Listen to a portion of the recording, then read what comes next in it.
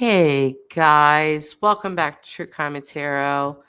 As usual, no heads up for this live. Just me wanting to go off the cuff like I do best. So I don't know if anybody's gonna come in here. We'll wait. Because I don't give a heads up. It takes people some time to come in. So for the time being, we're just gonna play some I don't know, what do you guys think of Tom Petty? Hey Google, play Tom Petty. Let's see what Google comes up with. Petty on Pandora. Oh, I Won't Back Down. What an appropriate song. So we have so much to discuss, guys. The West case, Candace Bly, the Ukrainian situation. There's huge things that are happening all around us right now, and I've watched a lot. I've taken in a lot, and so let's talk about it. So, hey Google, stop.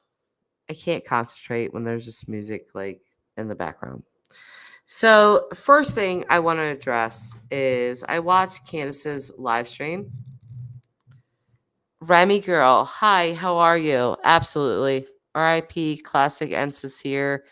I love, and I'm going to put you up on screen because I love that you use their real names. It's always bothered me since the beginning that they changed their names. I never liked it. It didn't feel right to me. And I would rather um, talk about them with their biological names instead of what the West monsters gave them. And yes, I am absolutely calling them monsters. I know there are a lot of you that followed this case a lot more heavily than I did. I will tell you that in the beginning, I was very interested. I didn't know what was going to come of this case. I just knew that the father was extremely controlling and probably violent. Remy, I know a lot about this case. Thank you, Remy. So I'll be relying heavily on you. I've been on it and researching since day one. That is very good to know. Um, the fact that this case is so much worse than I realized. I felt from day one watching this that the father, like I said, was very controlling, very abusive. I had a very, gut feeling that these people actually absolutely did something to these children. After hearing the indictment, that they used their own children, their biological children, to participate in these murders and these crimes. Um, it was a stomach drop for me. Framing girl. Again, I found a lot of information on their defense lawyer, sis, and something's not right. I don't feel like something has been right from the very beginning, Remy. It so much felt like a cover up. It did not feel right. This case from the gate did not feel right. So Remy says, did you hear that bio mother whose kids were adopted out to the West in 2018? So yes, I did hear that. Still doesn't know where they are. I did hear that. I see that AV Watchman is on top of this and he is trying to uncover this. I've seen other creators say, these were kids that they gave back, or kids that were taken away from them. I don't know. Um, I have to say, you know, AV Watchman, big props to that man. Steve, if you listen to my channel, kudos to you, sir, because this man never gave up. Am I a super fan of Steve's? No, but I've watched, and he never gave up on these children, and he's still not giving up. There has been new information. There has been a woman that has came out and said, "Hey, my children were fostered out and adopted to these people, and I have no proof of life." So AV Watchman is now starting to cover that. And to be honest with you guys, I would not be surprised that these two have done this before. Remy, interesting. So Remy is saying, I spoke to that bio mom earlier today. Remy, have you ever been up on a panel before? If you haven't, or if you would like to, I would love to bring you up and hear what you have to say about that, because I'm very interested in that. I've seen some creators strike that down, like, no, that's not possible. But again, AV has been on this from day one, and I am very much following him. You're helping AV very, very well. Very good. So AV, or Remy, also says, to find out her side of the story, she told me some things. Yeah, okay, let me figure out. I am going to try to copy to clipboard. I'm going to try to copy this. I don't really have any mods, so I'm going to try to paste this. There you go. Yes, Linda, my favorite person. Hi. I know you're so happy I took away that French, Linda. Linda, I want to say to you personally, I hope I did not upset you in any way. To me, you have such a fun personality and sense of humor that I really was playing around with you. I knew you did not want that job at all. And I'm a Gemini, and weirdly, I found that amusing, but I did take it away, and it's so funny to me because other people beg to be mods, and you're like, absolutely not. No, take this away. I don't want this. So, Linda, love you to death. And yeah.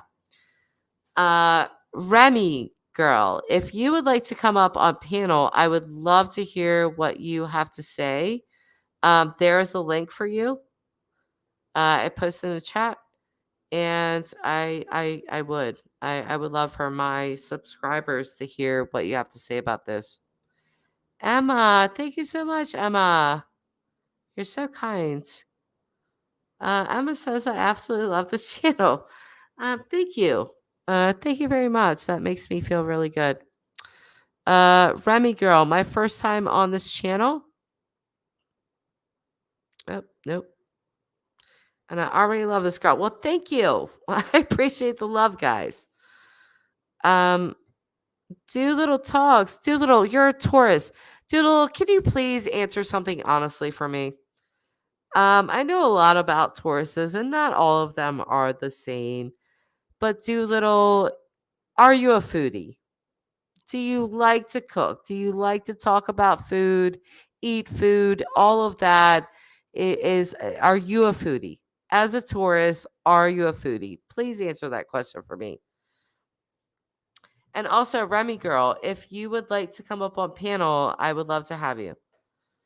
Oh, Linda, yeah. Listen, the Tauruses and the Capricorns, don't piss them off. They're very, very stubborn, extremely stubborn. Don't tell them I said that, but they are. Okay, so Emma, let's talk sincere and classic. Yes, let's do that, Emma. You are on point. Who's having a weird feeling of the public defender? Oh my, or I'm going to read that OMFG. This case is nuts. It really is, Emma.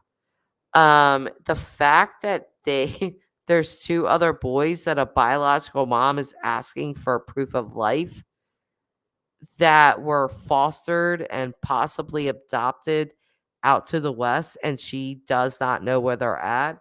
I understand that once a child is adopted out, they don't have to tell you where they are. They really don't. but it is not uncommon to ask for proof of life.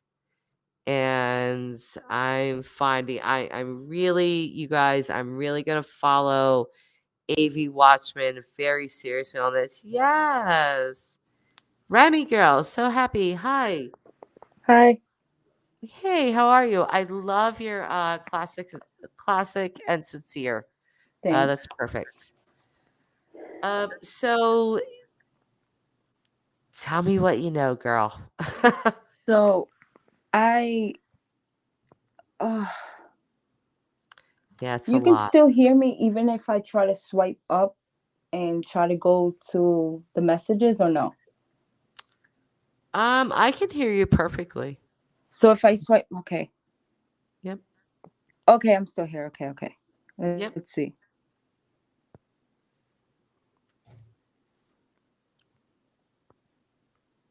Yeah, I would definitely Emma is rallying you on right now. Yay, Remy, tell us, tell us.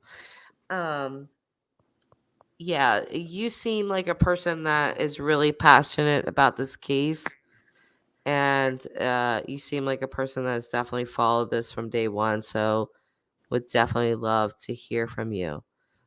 Linda wants to know, Remy, is Remy your first panel guest? She is, Linda. Actually, Linda is asking me a question. She is. Yes, she is. There you go. Not you, Linda. Linda wouldn't even accept a wrench from me, you guys. Okay? So um, I messaged her and I said, "Were you the one on the news talking about your sons, how they got adopted out to the West in 2018?" I said it was hard seeing that interview. So she said, "Help if you can." She sent me a GoFundMe, I guess. I don't know, but I mean, I didn't get to look into it because I was still writing to her. I said, would you like to tell your side of the story of how this all happened, how they ended up with them evil people?" She said, "I'm sorry, we have a published already tell you like this. CPS is already corrupted, and I asked about my kids. They came February 4th of 2022 and took my other three babies." That's what she said. She said CPS are the biggest kids trafficking in California. And I think I also heard her say that it was like a really silly reason that because she was a state baby, like both of her parents, I think I heard her, and correct me if I'm wrong, that both of her parents had committed murder. So they were both in jail, and she was basically a quote unquote like state baby. she did And say that. because of that, they were like heavily on top of her with her own children. She did say that. Well, when I looked into her name into um charges and stuff, it was kind of like really upsetting. So yeah, it's bad. It's bad. I get Yeah, I that's really I get bad. it. It's always something behind something. So like it's understandable that it's sad that people get their kids taken away, but there's always a reason behind it. It's Yeah. sometimes they could be like messed up people and just do it because of the money. Like, but if you see what she has on her record, it's just traumatizing. Like, it's bad. Like, I feel The for her. biological mom of these two missing little boys, her record is really bad. Hmm? Are you saying I'm just trying to clarify. The Are you talking about whose record is really bad? Oh, I'm talking about the lady who was on the news. Okay. Yeah. Okay. Yeah, so the biological mother of the two boys that are she doesn't have proof of life from, but they were Yeah. like fostered out to the West family Oh, couple. yeah. Yeah, It's, listen, I am very interested in that because I don't think it stops with Classic and Sincere mm-mm. with Jacqueline and Trezell. I just don't. The way they came out and lied. I mean, right on the road, lied to the very family and to media. I would not be surprised in any way that they have done this before. Mm, a lot I of mean, people they think. waited 3 whole months, 3 months to report these kids missing, and they were, you know, this relates. I don't know if you, Remy girl, I don't know if you follow the Summer Wells case. Yeah, I do. Okay. So it was really shocking to me to find out, even though I know that the feds work backwards. They don't bust up in your house and just arrest you and take you away. They wait. They build the case airtight before they run up in and arrest you. So, like, the way this relates to the Wells case to me is that how do we know? Because it seems really apparent that the children of the West couple have talked, because 1 week after them reporting them missing, they knew. Law enforcement knew what was really real. And they still let the public search and carry on and carry about for 14 months. So with the Wells case, there was 3 boys, Summers brothers, that were there. So I guarantee, after 8, 9 months, they have absolutely been interviewed and questioned. How do we know that TBI or FBI doesn't already know what happened to her? And we just don't know, because this arrest with the West case, tell me this did not come out of nowhere. Did anybody see this coming right when it did? Because I didn't. Mm-mm. Yeah, I was in the middle of a live stream, and it was Carrie, that actually put it in my live stream, and it freaked me out. I was like, "Are you kidding?" They finally arrested him. It blew my mind, and I really feel like that's what's going to happen with Candace and Don. They're not going to see this coming. Just like with TBI, going out there searching the same exact areas that they have searched before, they didn't tell Candace anything. Why didn't and she's like, I don't know why they didn't tell me anything. Well, because you're a suspect. And they're Mm-mm. not gonna tell you anything. They're gonna show up at your house with handcuffs and take you away. And you could say goodbye to Ben Hill because you're not gonna see it for a long time. But no, absolutely, they're not gonna tell you anything. Just like they didn't tell the West anything. You know, it- I read that Trezell was interviewed 1 week before they actually arrested them.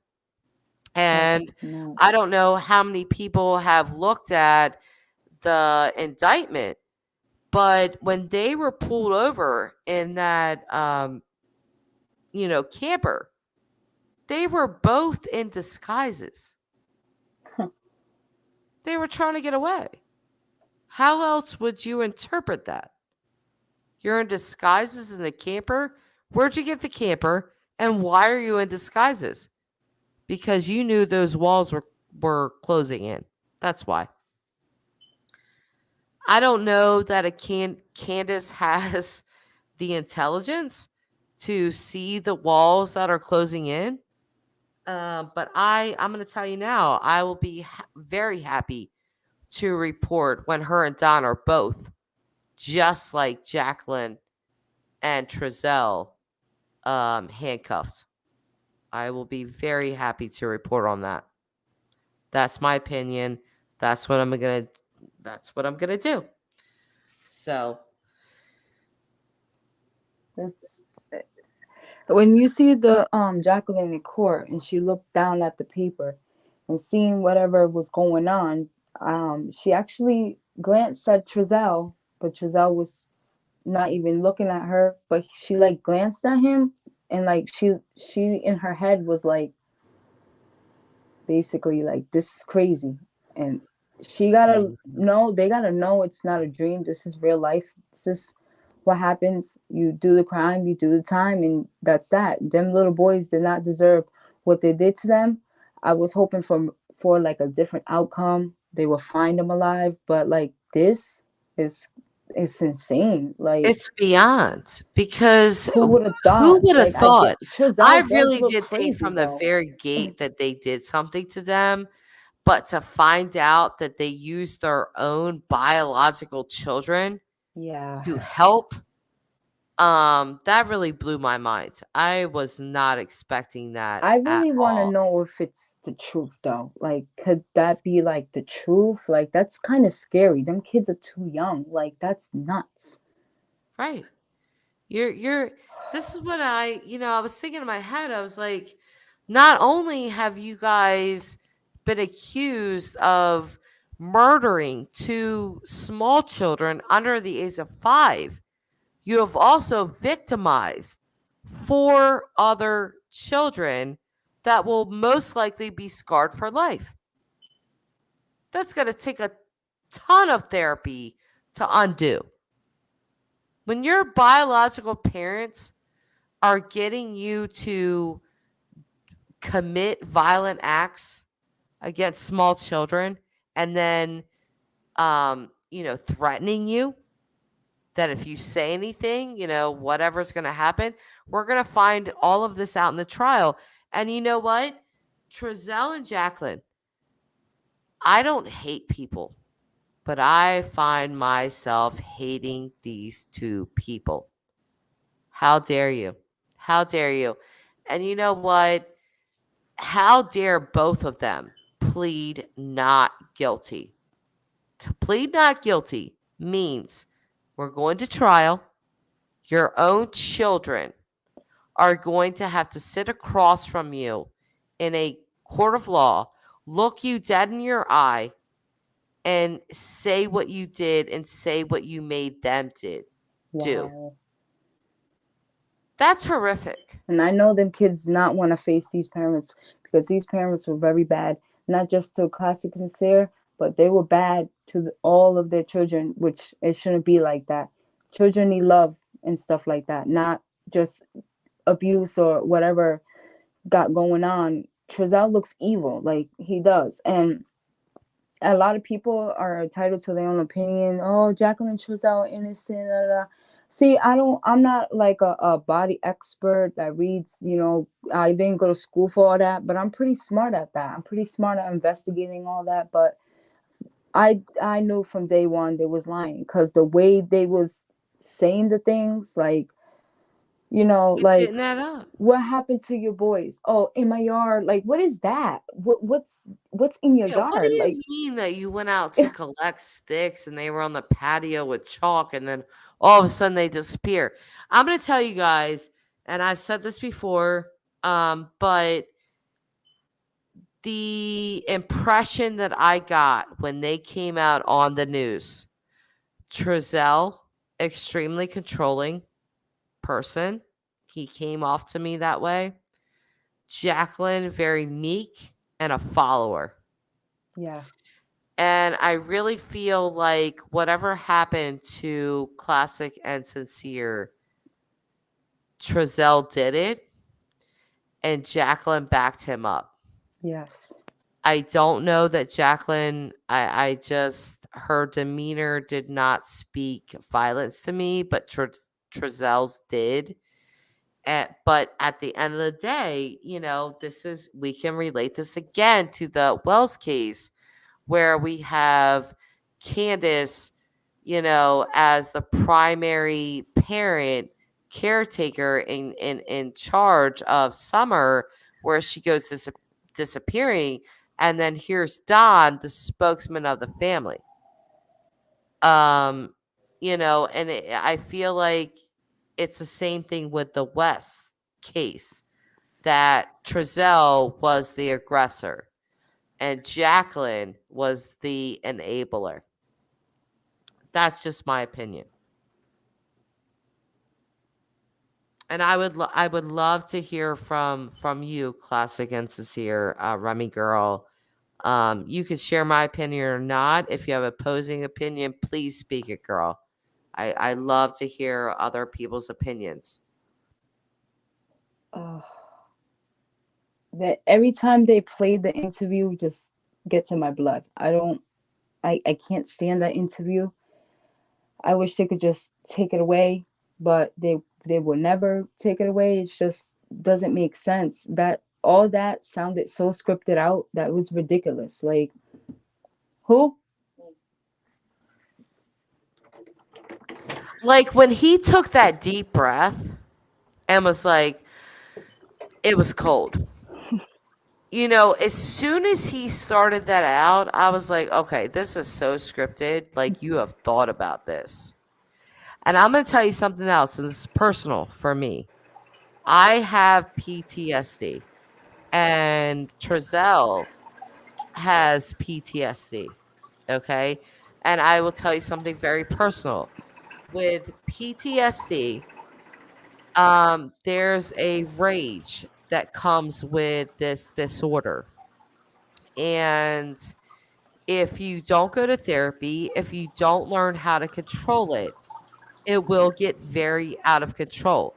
When he said that, I was like, oh no, I have that. I know exactly what that is. And I will tell you straight up, I have a 5-year old and a 10-year-old.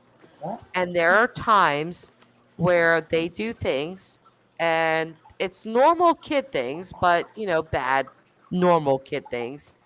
And I have to step away. And I have told my significant other, I have schooled him very well on my PTSD. And when I say, hey, it's not the time for me to discipline them, I need to go outside. I need to take a step into our bedroom and cool off because that's what I need to do. I feel like Trezell snapped. I feel like that PTSD rage got the best of him. He lashed out. He did this to these children, and Jacqueline foolishly backed him up. That's my opinion. Remy girl, if you have a different one, again, love to hear it. I am not an opponent to anyone. Anyone's opinion is welcome here. So I would love to hear what you have to say about what I just said. No, I agree totally, but at the end of the day, she's wrong for not, whether, Giselle did it alone or there was multiple people involved. She should have said something. You see something, say something, and she didn't. Like she didn't. And uh, a lot of people are saying she was domestically abused by Giselle day in and day out, but that's, kids supposed to protect these kids. You're not supposed to let anybody harm them. What was the reason of them adopting them if they wasn't gonna show them or love or be a real family to them? These kids Do didn't. you think that she was a victim of him also? Of abuse. Yeah. Yeah. Yeah, I do. I do too. Just her demeanor in that very first them coming out onto the street, her meekness, her standing behind him, nodding, or she looked extremely scared to me. Yeah. He looked very much more dominant. I'm I'm going to take control of this conversation. And again, I will relate this to the Wells case. Emma, yes, I'm going to have to agree with you. Emma is saying coward, they're babies. Exactly.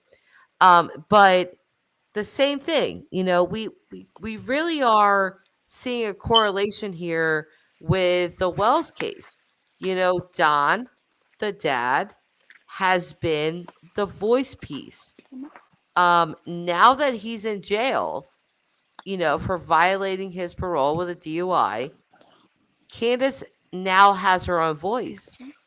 And it's so crazy how we're seeing this completely different person that is showing facial emotions and smiling and being a different person, being away from him. So I'm really wondering, just, in my little mind, if Jacqueline is going to turn on Trezell. I believe so. I believe so too. I believe absolutely that she is going to come out and say he was abusive to us. And this goes back to even AV Watchman's videos where, he went to that apartment complex and talked to the neighbors. And what did the neighbors say? The kids were never allowed outside. And when he did see Trezell, very rarely, that he had this big staff with him. Um, I just have always got, and this is just my gut feeling, my opinion, that Trezell is a very controlling man. That's my opinion. And Remy girl, please feel free to talk on that however you want. No, he was, but it doesn't. Whether I don't agree with domestic violence, but still, Jacqueline had no right to follow the leader and join Trezell in what he did to these boys at all. I'm sorry. Whether it's her that she disposed bodies or any of that, she still had parts to do with this. She's gonna talk just because she's gonna think like, oh, my sentence is gonna get lowered. No, it's not that. Like the gag order is soon. They're trying to get a gag order. Like, I don't even think that's gonna fall through. It's not what he wants anymore. You're not free. You had enough freedom, so now you're in there. Now you have to think And hard. Like, I feel like you're right because at some point, even if she did not cause bodily harm, and we do not know that at this point, because they both have been charged with identical charges. So we don't know exactly what role Jacqueline played, but you're right. At some point, there had to be a moment where if she was innocent and she didn't do anything to these children, that she had to have a conscience or a heart to go forward and speak against Trezell. And she never did that. she would have been. Domestic violence is kind of like difficult to get out of because I've been in one or two, and it was scary moments where you can't run really Yep. quick. Yep. Like, you have to find a way to leave. You have to be smart. So she could have found a way to get out of that situation, and put like maybe I don't know what's that called. Um that thing, what's that called when you put something against someone, they can't be a certain amount of feet away from you, or they Like can't a contact. PFA, Yeah. protection from So abuse. she could have just definitely went down, filed that. She would have been okay. Um he probably would have been away from the kids, and you know um maybe this would have never happened. Like, Yeah, and this no, is what I'm saying, that even if she was abused by him also, and I do believe that she was, there had to be some conscience there for her to say this is wrong. And, under some type of circumstances, I am going to tell the truth. I do expect her to flip on him. That's just what I'm expecting to see. Linda is saying a restraining order.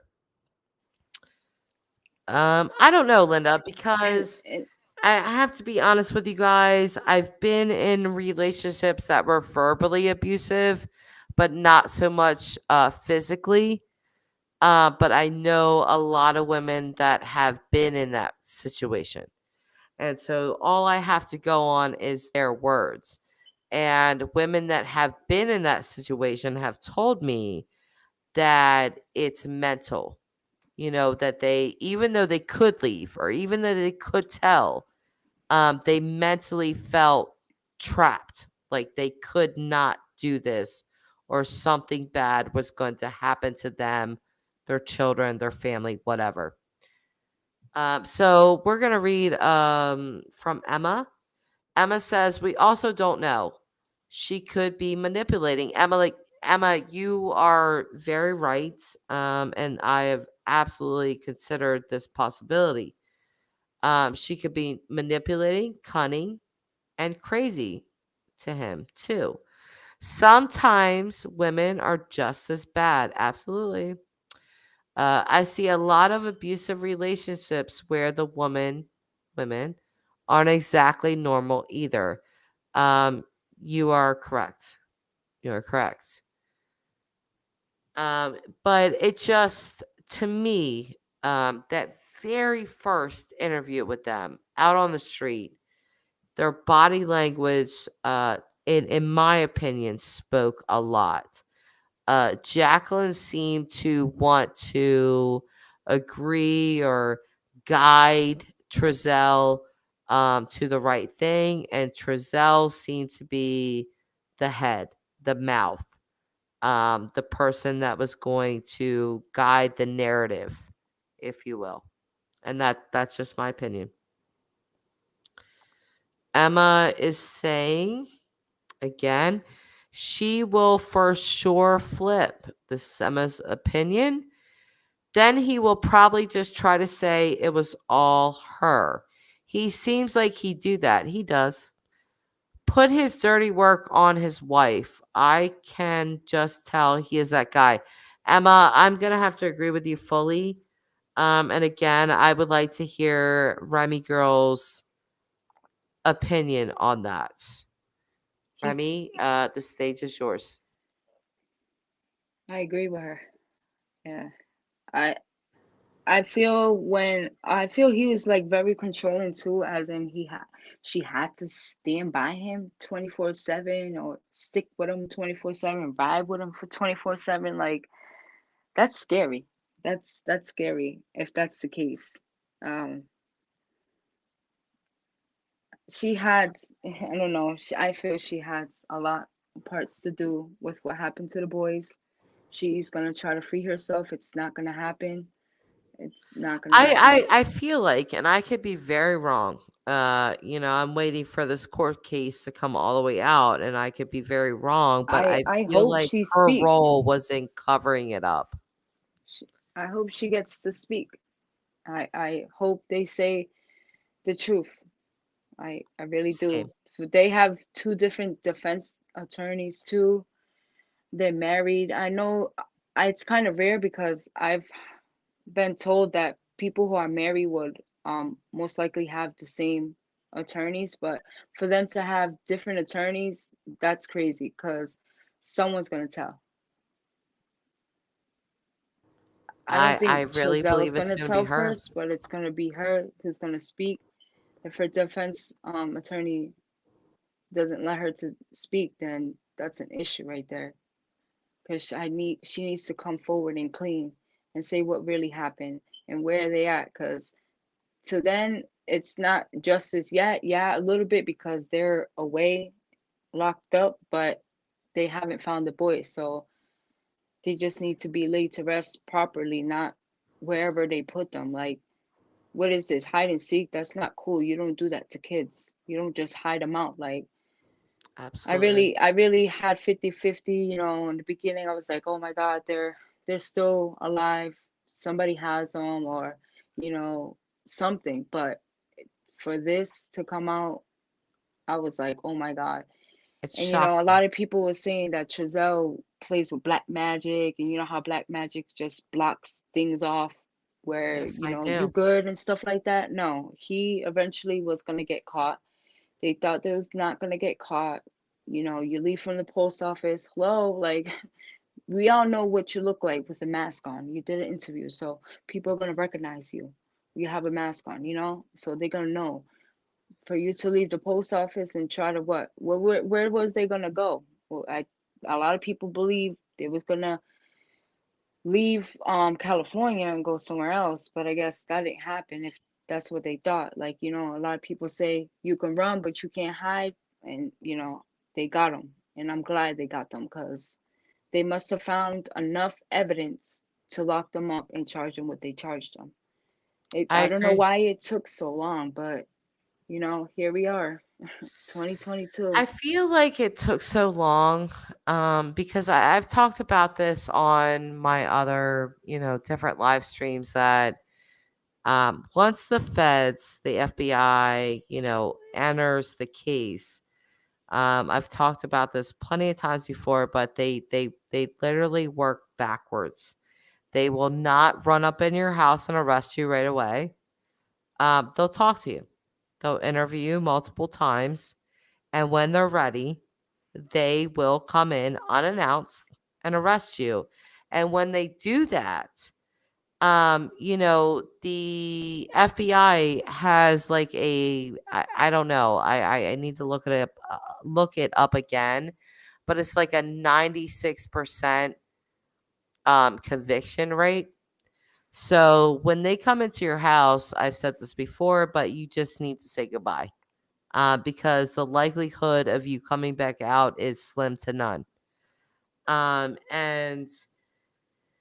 I it's shocking to me that 1 week after they reported these boys missing, they knew, they knew what happened. And I went back today and watched that interview on the street with Trezell and Jacqueline. And, he specifically says, they just took our tech, they took our phones. And, with if we compare that to what uh, the authorities, law enforcement has come out with, they're pretty much saying the same thing. 1 week after they were reported missing, we knew what happened. Why it took 14 months to arrest them, I have to speculate. It's just because they did not find these two babies' bodies. Because if they did, I guarantee it would have been a first degree murder charge. So that's my speculation about it, but I do not know. This trial, I'm definitely going to cover and be on top of. But I feel like the details that we have now found out with them using their other kids, it's just shocking. I would have never guessed that. I always felt that Trezell is the one that committed the actual crime, but to hear that they induced their other children to help and to silence them, that was the shocking part to me. And Rudy It's girl or it's Remy girl, did you feel like right from the beginning that they were gone, or did you really hold out hope that they were possibly trafficked? Because I'll tell you that for several weeks I held out hope, and it's a terrible hope, but I still held out hope that they were alive and being trafficked, even though that's a terrible fate for any child. But just to be alive, I held out hope for that. So Remy girl, I'll ask you, your opinion. Did you know right away, or were you holding out that hope? I felt they were alive for I say for a couple months, and then it just started getting weird, hearing the fires at Wanda's house. I'm like, this is weird. Like, it's they're just creepy. Like, the whole family is just crazy. Like, I don't understand. I know a lot of people say there's more arrests coming, and I believe so. There are more arrests coming. There's more people going to be arrested soon. I agree. For people who knew about this, didn't say anything, stood shut. I don't care how scary Trizelle was. Like, you don't, no, that's not right. For people to see the abuse, didn't say anything, didn't speak up. Like, majority of the time, yes, CPS is corrupted. That's true, especially in the state of California. I could believe that. I do a lot of research, so it's just like crazy, um, to uh, to just put up kids for adoption immediately, it's just like with no bio family, no one or anything, it's wrong. Like you, they do it not warning anyone. It's not fair because them kids are used to being around their biological family. I could only Yeah, imagine like how just many. imagine a 3 and 4 year old little boy, 3 or 4 year old little boys, being taken away from their mother and being placed with this completely different family, and suddenly, their names change. They're not classic and sincere anymore. They're Orrin and Orson. How confusing for a young child. That has to be crazy confusing for them. For my entire life, their little short lives, I've been being called classic or sincere. Suddenly now my name is Orson, or like, what is this? So I've always hated the fact that they changed their names, and I know we have to use them for legal reasons, but I feel like it's such a slap in the face to the biological family, and I don't know why they were taken away from their biological mother. I remember in the beginning of this case, I heard that it was because she smoked marijuana. Um, no, I don't know if that's true, actually, but um, Sincere had a broken femur. I guess it was accidental, and she immediately took him to the hospital as a mother should. And that from there they just snatched him. Once she had Sincere, I guess they snatched him too. It's not fair. That lady is probably going through so much right now in her head. She probably can't think, sleep, eat, or nothing like that due to what happened to her boys. Like, and I get it. Whether his femur got broken by accidental, whatever. Like she took him to the hospital as soon as she got to work. But guess what? Um, like they they had to hear her side. Like they shouldn't just like boom take them. Like right, and and right. in the I'll tell care you a of the little bio mom, they were brief healthy. personal story about my child. My son, who is now 17 and thriving and well, when he was about a year and a half old, he was learning to walk, and he was doing all that. And he was trying to walk into our bedroom, and he hit the door frame. I didn't beat him. Nobody touched him. He hit the door frame and he fell down. It wasn't until hours later that my ex-husband at this point, but his sister came over and started playing with our child. He literally went into a seizure, and I grabbed him up, threw him in my car, took him to the hospital, and they were questioning me very seriously. They were questioning my ex-husband. What happened to this child? And the only thing I had to say was, he walked into the door frame. That's the only thing that happened to them or to him that day. But they really took that very, very seriously, and it scared me. So from day one of watching this case, I have always felt a gut sympathy um, for Classic and Sincere's biological mother. For some reason, a femur is very hard to break. We all know that that's a very tough bone in the body to break. But I will say this: I have 4 boys, and they're rough. They are very rough. They have tackled each other. They have fallen down the stairs. They've done all sorts of things. My 10-year-old literally leaped off a deck at a family party and broke his own nose. So, boys are, they're a little rambunctious, and I hate to use the same word that Trezell used, but they are, that happens. Um, but for Jacqueline, I agree with what you're saying. There had to be some point in time, even if she was being abused by Trezell, and I do believe that she was, there had to be some moment where she said, no, what he did or what has been subjected upon us is wrong. And I have to tell the truth. And she never did that. Why?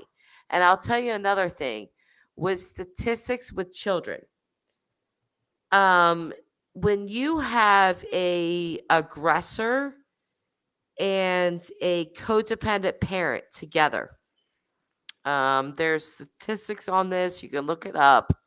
But when you have these two sorts of parents together, the child will usually blame the codependent parent more than they will blame the aggressor.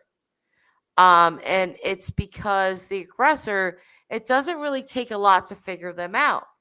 They're mean, they're callous, they're abusive, but the child will look at the non-aggressor, a parent, at like, why are you not protecting me? Why are you not doing anything for me? Why are you not saving me? And they will often judge the non-aggressor parent as the worst. I really feel in my gut of guts, and again, I will state this over and over. I could absolutely be wrong, but I really feel like this is what we're looking at with Jacqueline and Trezell. Trezell is the aggressor. Jacqueline is the codependent, and her not saying anything, you are just as guilty because there was months and months and months of opportunity for you to speak up. And if she does it now, after they have both been arrested and charged with identical crimes, Jacqueline, ma'am, I have to question you. Why did you never say anything before? Why? Remy girl, please take over. I'm getting a little worked up, so please take over. No, I if she didn't say anything to begin with, she was part of this. Period. Like she was definitely part of this. You know, there's I like in my heart I believe in psychics and stuff. So when they say locations and stuff, I try to like bring it to like the the police to see if they could search areas and stuff. But seeming that I do believe in them, they just rub me off and stuff, which, it's always go try to maybe you'll find something, whether it's more evidence of something like, where could these boys be? We all know they're in Bakersfield, but what area? Like the only ones that know are the ones who are in jail. Like they're the ones who know. Or people who are still free probably know and not saying anything. Like, come on. A Yes, lot of let's talk people about believe that. Wanda knows something because she just always call the cops when someone just protested outside, like where are the boys or something, and say they're making too much noise or something. Like, come on, girl. Like, I remember watching this video where there's one bio family, or she's friends with the bio family, drove by and said, where are the boys? Wanda said, they're at your house. Like, that's not funny. That's really not funny. Like, she's horrible. She's as evil as her son. It's bad. Like now she got somebody who waters her yard or whatever, and he sprays people. Like, really? Come on. Like, this is not no Yeah. game. You out here spraying people. People out here searching for the boys, and say Wanda knew from day one. She should have said something I instead of. I listen. I am baffled why after 1 week of these boys being missing, law enforcement knew and didn't say anything for 14 months. Again, I really know how the FBI works. They do work backwards. They do take a long time to draw up a airtight case, but you really let people go out there. And I'm going to shout out AV Watchman again. But you really let people go out there and search continuously for these boys, and you said nothing. I do remember, the sheriff saying, probably maybe a week or two after, they were missing, that he suspected foul play. But you really let people go on this long. What? What are you doing? You know what I mean? This is upsetting to people. There are people that, and I'm one of them. There are people that I really hoped, and I knew it would be a horrible fate for them. But I really hoped that these boys were being trafficked, and that's terrible to say. That's a horrible thing to say, but it's better than being dead. And I hope that, and I hope that they would be um saved. And so to find out this, and to find out that you guys knew a week after, and that the other children were involved, man, really, come on. You're playing with people's feelings. People, and I, was not as heavily invested in this case as I am the Wells case, but I do know people that were, and they're affected. They're bothered. They are upset. Again, my heart goes out to Steve, because this man never gave up. He never stopped.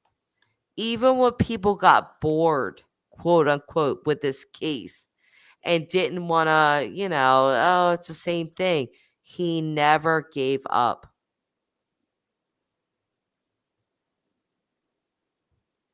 I'm gonna stop talking, Remy girl. It's so nice to have somebody else on panel. Um, Um, so I go just ahead. had to look at one comment. They said that Wanda West was arrested. So I had to go and look where I usually look for people who are arrested, and I don't see her in custody yet. So I don't know what's going on. Oh my God. Okay, so Wanda was arrested, but this was previous. I did look this up. Okay. And she was arrested. It was not related to this case. But she was arrested. She did some grimy things. But she was not arrested as of this day, right now, that I am aware of, and I have checked this for this case. That's not to say that she won't be. It was made clear in the indictment that there are others. So we'll leave it there. Multiple people are gonna get arrested, and there's a lot of people who are involved with this crime. But that's Right. sad. That's And you know what, Remy? I really feel like Trezel's family, especially, covered up this. and I have a feeling like Philip is just like his son, cause Philip looks abusive to me. He looks scary. He looks built like he would, you know, Agreed. he if you see how they did the interview, Wanda looks scared. Like she Didn't looks she? Did she not mimic Jacqueline? she looks scared. Like Please make this connection for me, because I saw the same thing. I did, and I feel like people are coming after both of them, rightfully so, because if you know that your husband did something to very small children and you choose to shut your mouth and live in fear and not say anything, then you're just as guilty. But yes, what you're saying is just spot on. I saw what you're talking about, the same thing with Jacqueline. Please continue on. I really would love to hand this whole show over to you because what you're saying is just it's spot on to me. They said there was two fires, right, at Wanda's house. I guess there was one in December where the fire was super bad or something like that. And um they remember the burnt van seat in his backyard. I really wonder where that came from. I really wonder where. Oh, another thing too, the shed. That shed. Did you remember the video where Crenshaw and them were all outside? I believe it was Josiah that came out with that big black dog. He went around the back of the shed. It took him a little bit, and then boom, he comes back around. What's in there? What's in there? You tell me. I don't. It's You tell it's me because I would like to know. it's creepy It is. I because agree. the way the dog came, because dog was first on the leash, and then he Yep. comes running and he's loose. Like, is there like a window or something on the other side? I don't know what is going on, but that shed to me is very sketchy. Well, we do know what's going on now. We do know that law enforcement absolutely believes that, and they're ready to take it to trial, that Trezell and Jacqueline,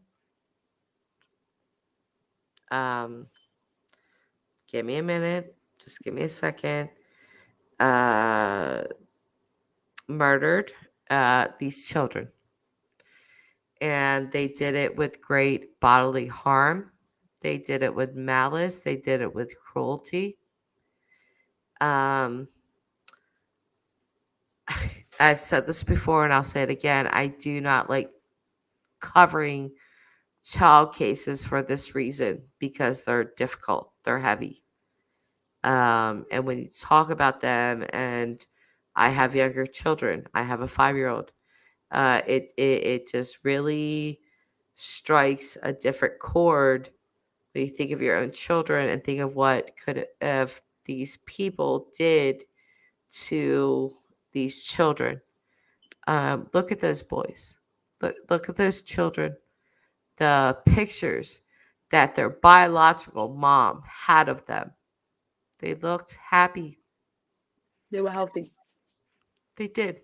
And I And heard then when you they look at the was with pictures the that Jacqueline West. showed of them. Yep. Those Skinny. are not happy children. Mm-mm. Nope. My heart from day one.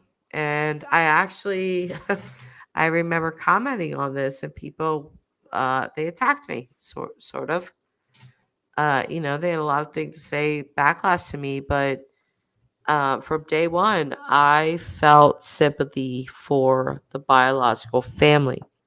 I could tell you're not going to show up on somebody's doorstep demanding to know where a child is if you don't care. And it wasn't just the mother, it was the family. They showed up. We want to know where they are. We want to know what you did. Where are the kids? Where are the boys? So when people started attacking them, the biological family, I was like, oh, whoa, wait a minute. What are you guys doing? What are you doing? Um, Number one, I don't remember exactly, but I do know that the reason that the boys were taken away from their biological mother was a really petty reason. And for, if she was a mother that was on drugs, strung out, whatever, didn't care, do you think that she would show up at their doorstep? That her family would show up at their doorstep? Of course not. They cared. They showed up. They were there. They were yelling in the background. Where are they? What did you do with them? They knew. They knew. And this family on YouTube was put through hell. Unjustifiably so. Any person that persecuted this biological family of Classic and Sincere owes them a sincere apology. That's how I feel. They're going Please, through it please for take it real. away, I don't Emmy even girl. like. Take it away I don't before I get even worked like. up. I don't even like using the words that Jacqueline uses in the interview. But when she said we're going through it, it's difficult. No, I'm gonna say this. Excuse me, my language, but that bitch is wrong. She's not going through shit. She never was going through it. The biological family was going through it, and they're going. Yo, the outcome of this was is this probably shattered their hearts. Like, come on, man, really? This hurt them deep down. I remember back in a while ago in last year, I spoke to the owner of the house on Aspen Avenue, and I said, you know Trezell and Jacqueline West? And she said, yes. My husband's the one who sold the house to them. I said, what do you know about them? She went on. She said, um, we was at the house, I was showing them the house, the inside, outside, or whatever. She said that, Trezell and Jacqueline went to the backyard, and Trezell was like acting weird, like, his hands, like, when you put your hands together and rub them, like she told me he was doing that. Like it sounded creepy when she was telling me these things. Like I was like, I can't believe like I really spoke to the owner of this house. She said, a couple me and my husband, I was telling my husband, are you sure you want to sell this house? You sell this home to them? Are you sure? Are you positive? He said, yeah. So that's when they went on and they sold the home to these people. So they had an opportunity. Now say they didn't sell this house to them. Where was they gonna go? Because they had So wait, you went there. You were I there. never no, I didn't go there. I said I spoke to the owner on the phone. Okay. I got her number. I searched until I got her number, and I spoke to this woman on the phone. And I thought to myself, if she didn't sell that home to them, where would they have gone? Yeah, I mean, the timeline matches up with them. Sorry, trigger warning, but with them killing the boys and then moving straight to Cal City, where they were never seen ever Yes. on anything. No CCTV, not getting out of a van, not playing outside. Listen, again, I will say I have young children. I have a 5-year old, I have a 10-year old. They're my two youngest children. And they want to be outside, especially my 10-year old. He will go outside and throw a football to himself. He does this. So for these young children to not ever be outside, and especially at the apartment complex where AV went and talked to, one of the neighbors where he said they were never allowed out.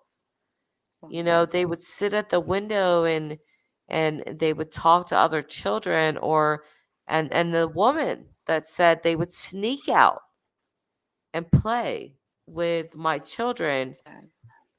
that speaks of extreme control. Why are your children not allowed outside? People, children, I don't care what age you are, you need the outdoors. You need to feel the sun. You need to feel the earth underneath your feet. You need to be outside. Why were these children kept away from that? There's a reason. There's a reason, and now we know why. Yeah. He Trezell wasn't and only Jacqueline were controlling. extremely Yeah. abusive. Go Yeah. ahead, Remy. I'm sorry. He wasn't only controlling to Jacqueline, but he was controlling the boys too. And what seems sus to me that he only had all boys, not even a little girl. What the heck?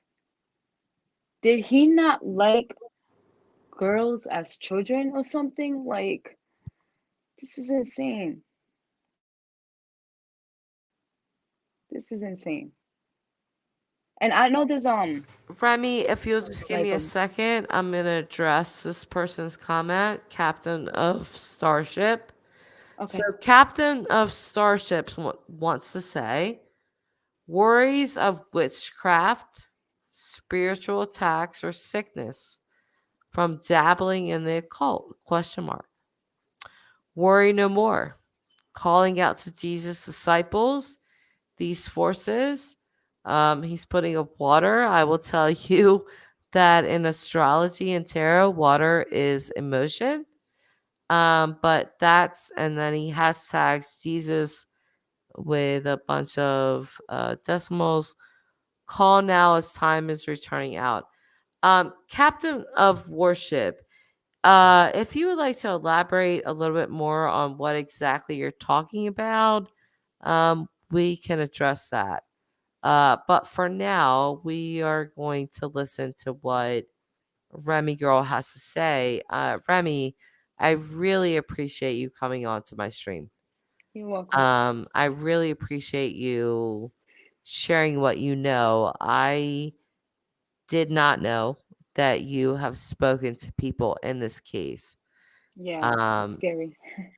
yeah, But the it's only weird. Yeah. person that actually showed me respect was Brenda, but that's the owner of the house. And I tried one time back in 2020 when after a little bit after Trizell and Jacqueline did that interview, actually called Jamal Watkins and asked Jamal where are the boys. He said, "Oh, stop calling, or I'm gonna press harassment charges on you." I said, "I'm not harassing you. I'm asking you a simple question. Where are the boys, Jamal?" So from there on, of what he said, I feel Jamal has some knows something also because Well, of what not he just said. that.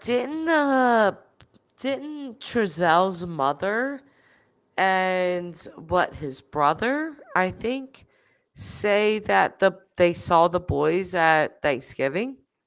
They're gonna lie because that was back in 2019. That's crazy. Think Yeah. about it. So what Because kind there's of a lies are Thanksgiving these people picture. telling? Yeah, I know. Because the FBI is saying they perished in September, and these family members of Trezell are saying, "Oh, we saw them at Thanksgiving." What is the truth here? You lying? You lying to cover up for them? What is going on with that? And I would highly suggest to Trezell's family that they not do that. Because the feds are very much involved. And if They're you are going watching. to lie, you're going to find yourself behind a court case also. Go ahead, Remy. I've loved your commentary this whole Wanda night. too. I had called Wanda too, and this was last year, and I had asked Wanda where are the boys.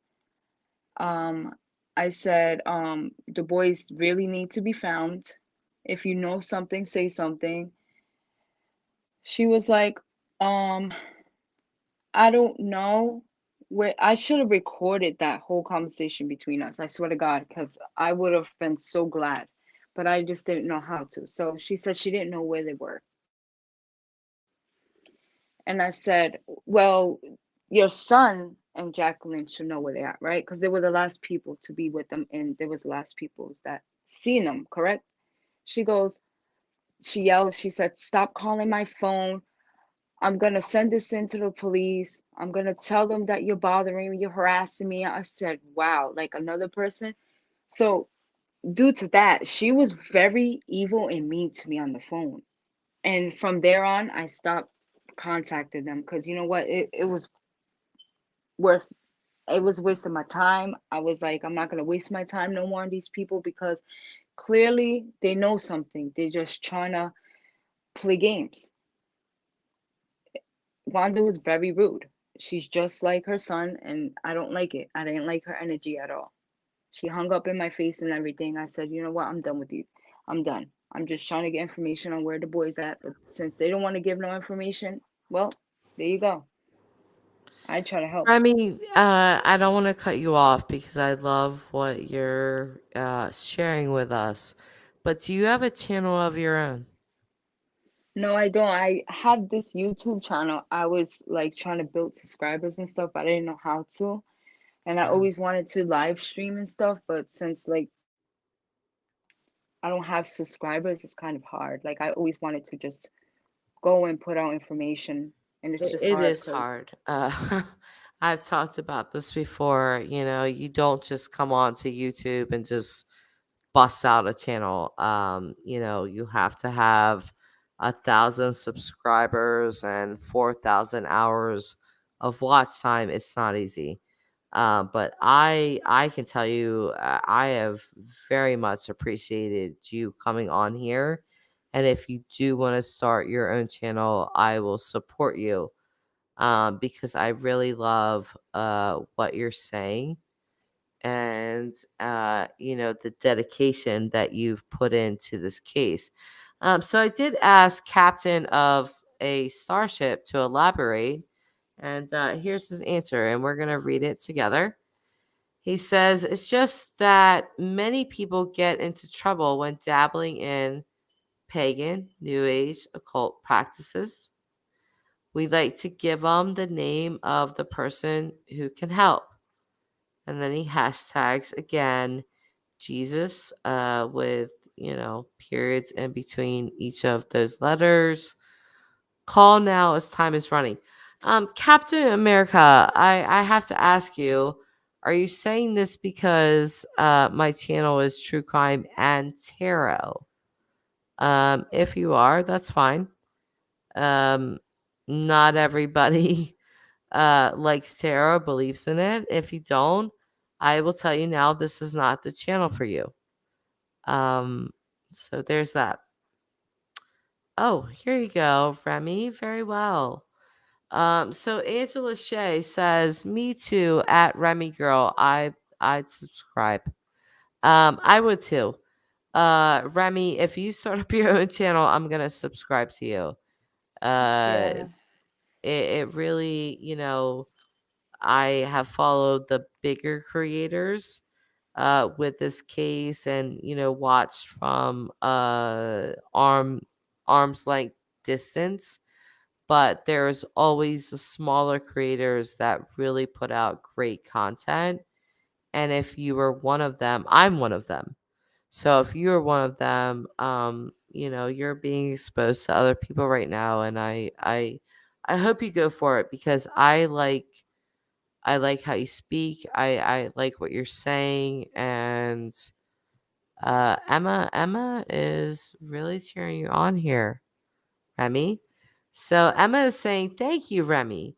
You have a lot of info. Thank you, girl." I agree, Emma. She does, and Remy, again, I'm gonna thank you for coming on here and speaking what you've said even thus far.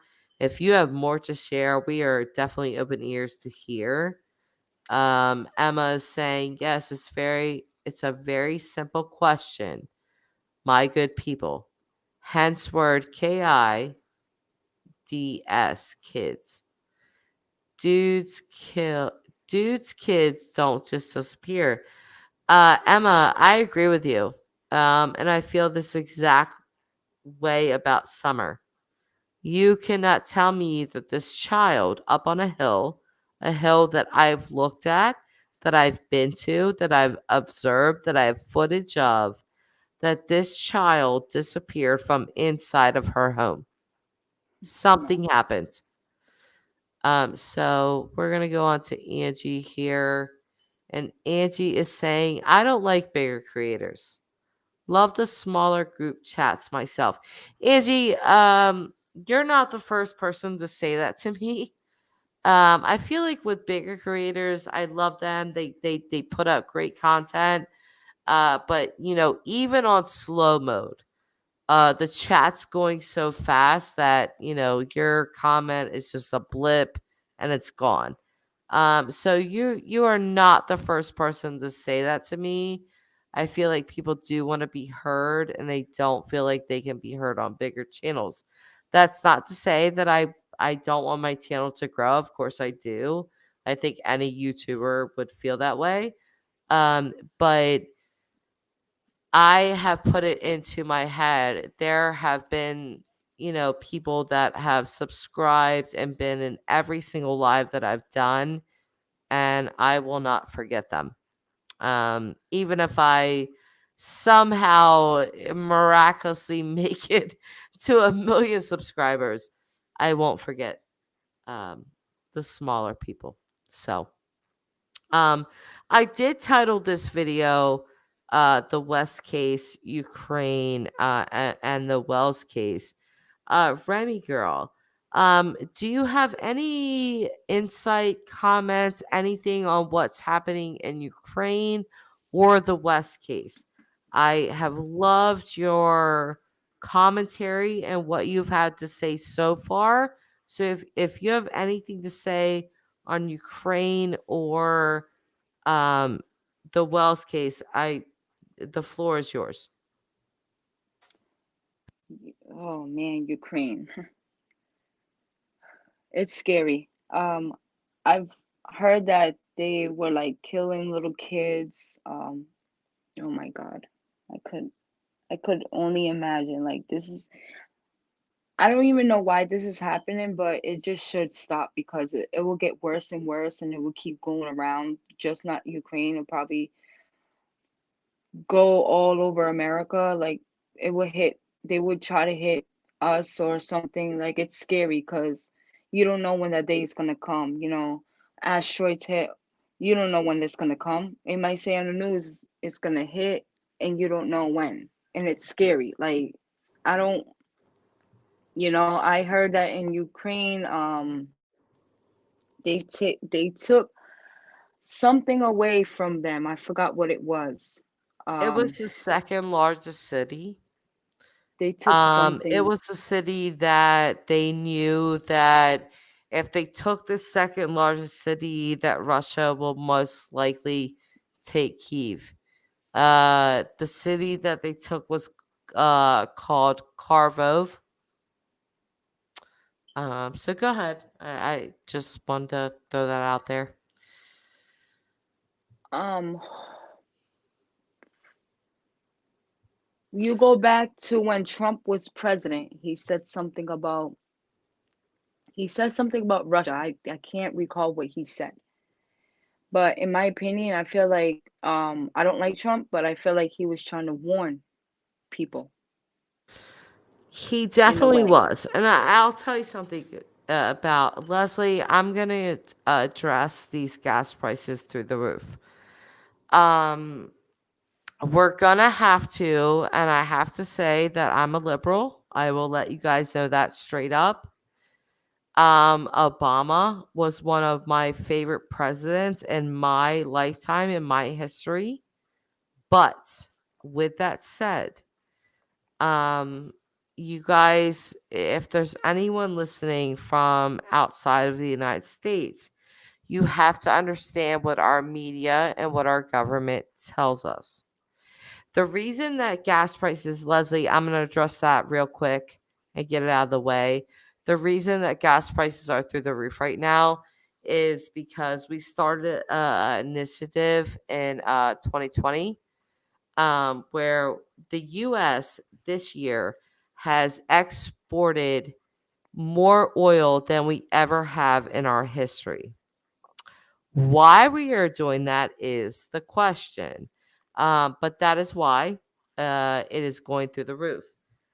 So, with the Ukrainian and the Russian problem, and I'm going to call it a problem because it's a huge one, you really have to go back to 2008. 2008 is where the United States said, hey, Georgia and Russia, they announced this actually at like a world summit. Georgia and the Ukraine, we would really like you guys to join NATO. Russia took I'm sorry, excuse me, a lot's been going through my brain. But Georgia took this literally and they started to mouth off, per se, to Russia. This did not go over well. Georgia really thought that NATO would have their back. We did not. And Russia went in and wrecked them. They are still trying to recover to this day. The same thing is happening in Ukraine. This is not an unprovoked war. I will tell you now, I have done one other live stream about this, but history, Russia, these are things that greatly interest me, and I study them just on my own. So, with that said, I have studied other people that have also studied this. And what is happening right now in Ukraine is not an unprovoked war. This war is very provoked. And this war is provoked by the West, by the United States, and by NATO. Um, Russia, I know this for a fact. I've been following Russia for a number of years, specifically Putin. He has requested time and time again for the United States and NATO to back up, to stop expanding into the West or the Eastern Bloc. The United States did give a verbal agreement. After the USSR fell, the United States did give a verbal agreement saying, hey, we won't do this. We're going to leave you guys alone. You guys have been through a lot. We're not doing this. And we did the exact opposite. We expanded. We kept going further and further into the Eastern Bloc until now you see today that the US and NATO is literally in Ukraine, which is a vital country to Russia. We are sitting at Russia's front door saying hi. Um, and so when you see Putin's speeches that are saying, this is a threat to us, he's not lying. He's actually not lying. I will tell you guys, there's proof of this. Feel free to look it up on your own, whatever you want to do. But there's absolute proof of this. The United States in 2014 staged a coup in the Ukraine. And we basically, like we've done to other countries, we put in who we wanted to put in.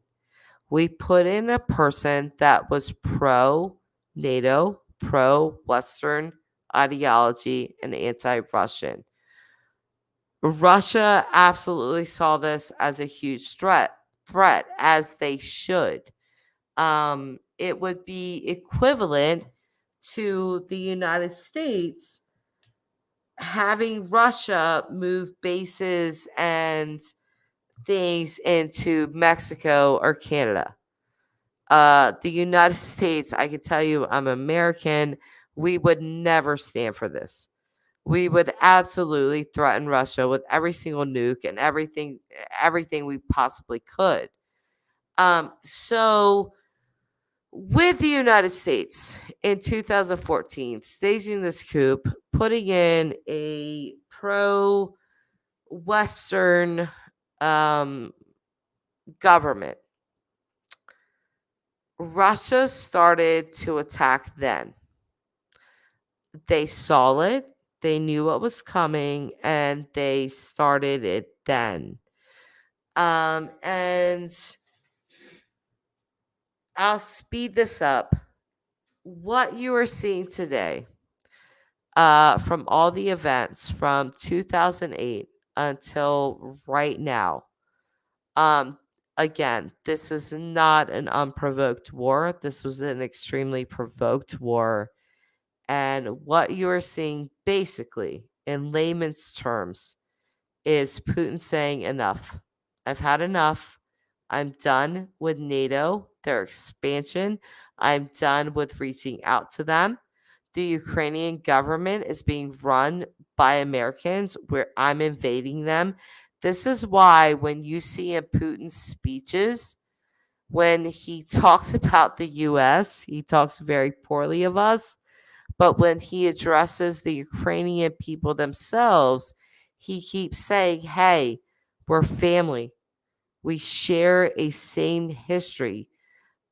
This is why he is trying to remind them that the United States really has no interest in Ukraine. Ukrainians did discover, I want to say back in 2012, possibly 14, Ukrainians did discover that they had large deposits of gas in their east and in their south, Crimea. Once they discovered this, Russia felt extremely threatened by that because Russia is the only European nation that supplies the EU with all of their gas. So, with Ukraine finding these gas deposits in their country, it directly threatened Russia's economy because Russia's economy is built on this gas. They have a direct pipeline going straight from Russia to Germany. Germany is Russia's biggest country, biggest customer. Over 50% of German gas is supplied by Russia. So if Ukraine was to develop their gas economy infrastructure, they would be the one and only competitor to Russia. So, AKA threatening Russian economics. But with that said, Putin has said numerous times that, hey, guys, Ukrainians, we share a shared history. What I will say, as a person that has studied Putin extensively, is that and Ukraine, both countries, for this to end, number one, Western countries and NATO countries need to shut up. They need to take out of their news cycles these constant threats against Putin, because what happens when you corner a wounded rat? It attacks. Putin is that wounded rat right now. Okay? So that needs to happen. For Russian and Ukrainians to come to an agreement to stop this war, two things need to happen. They both have to give and take. Ukrainians need to say that they are done with NATO and that they will stay an unaligned country. This will satisfy Russia and it will give them something that they want. Russia also has to say, we are going to exit ourselves and stand out of the way of Ukraine developing their gas infrastructure. This essentially gives both countries a give and take. They are giving away something that they want, and they're both gaining something. The West must stay out of this conflict. So that's my commentary on that. We can get back to true crime if you guys want. Um, Emma, yes, Emma, I agree. Remy, you sound like a natural. You got a sub. See that, Remy? I like Remy too. I think I'm gonna have her back on, Emma. Um, so I don't know if everybody was just listening to my Russian Ukraine commentary, but nobody's really commenting right now. Um, if you guys want me to keep going on this is a subject that I'm very knowledgeable about. Um, Ukraine really should have taken notice of what happened with Russia and Georgia. Leslie, thank you for commenting. So Leslie says, are the sanctions going to send Putin over the edge? Leslie, honestly, um, studying Putin as long as I have, the sanctions are not what is bothering him. What is bothering Putin, first and foremost, is the West continually moving into the Eastern Bloc, despite protests and requests from Putin and also China. Sadly, these sanctions are not going to hurt Putin himself. They are absolutely going to hurt the Russian people. So do I think that Putin studying him the way that I have is going to send him over the edge? Potentially. But really, what is going to send Putin over the edge is the propaganda. And I cannot stress that enough. The Western propaganda from the United States. We have what's his name? Lindsey Graham. He is a United States senator, openly calling for the Russian people to assassinate Putin. Those are the type of things that are going to send Putin over the edge. Leslie, they hurt people. Absolutely do. Absolutely. And, you know, what you're seeing in Russia, he will be 70 years old this year. So he lived through USSR falling. He was a person that, was displaced and kind of disoriented of what was his future. The people that you are seeing, there was one woman, she was older, very, very older. But most of the people that you see that are protesting in Russia right now, and my hat's off to them, is a very brave thing to do.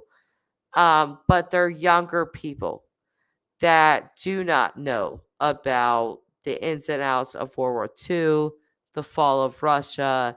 And so the younger people in Russia are sort of looking around like, why are we doing this? This is stupid. I don't have time for this. This is dumb. I don't understand this. But again, I spoke to my friends about this, and I'm going to say this to you guys.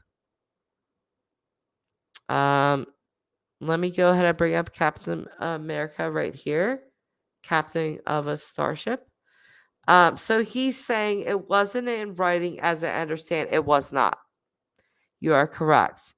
The United States gave, again, what I said, a verbal agreement to Russia that they would not expand into the Eastern Bloc. They absolutely did not stand to this. They immediately almost started expanding right after they said this. So, what you're seeing today, and there are many scholars and experts on Putin that you can look up videos from 6, 8, 10 years ago, that have talked about this and have said, I don't think Putin will invade. But when I saw Putin's speech, and it was about 30 minutes long, I knew from studying him the last 5 to 6 years, possibly a little bit longer than that, I knew what he was saying. He was not kidding. It very much seemed to me a person that had had enough. And I'm going to try to say this without expletives. Expletives. Sorry, my eardrum is still not where it should be. But Putin said,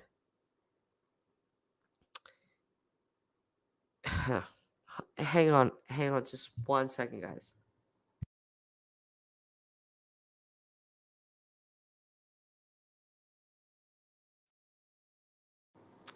I'm sorry. I had to blow my nose, and now, of course, I've lost my train of thought. So we're going to go right to Leslie. Leslie, could Putin be an an antichrist? It has crossed my mind while watching and listening for years. He never seems to age. I don't know about that, Leslie. I think that, if you look at Putin's life over the course of his young years all the way up until now, Putin was very much a child of the USSR. And again, he experienced the displacement, the heartache, the downfall of his very country.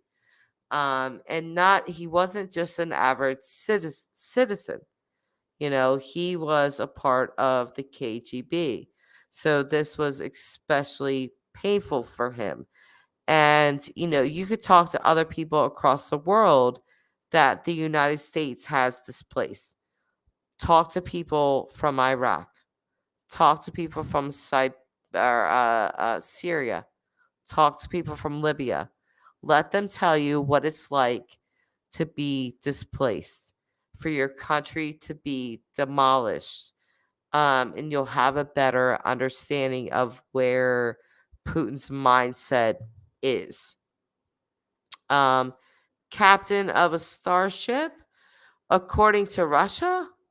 Or is American leadership saying this because those countries have the ability to be in any group like a NATO? I think starting with Germany, which technically isn't on the US. I don't know exactly what you were referring to, Captain of Starship. Um, but I will tell you right now, I'm an American, and I'm 40 years old. So I've lived half of my life here always. I was alive during the Iraq invasion, and I will tell you right now that from an American, we were lied to. People from around the world look at us like we're stupid and we're dumb, and we don't know why. We think that we're the good guys. We're coming in to help you. We're liberating you. We are instilling our democracy values into you. But what we didn't understand was people don't want that. Not everybody wants that. And so, us trying to, not trying, we have, just continued expanding westward, or I'm sorry, eastward, eastward, towards Russia. Um, this is the conflict.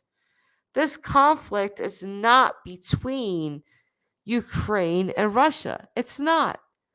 listen to Putin's speech.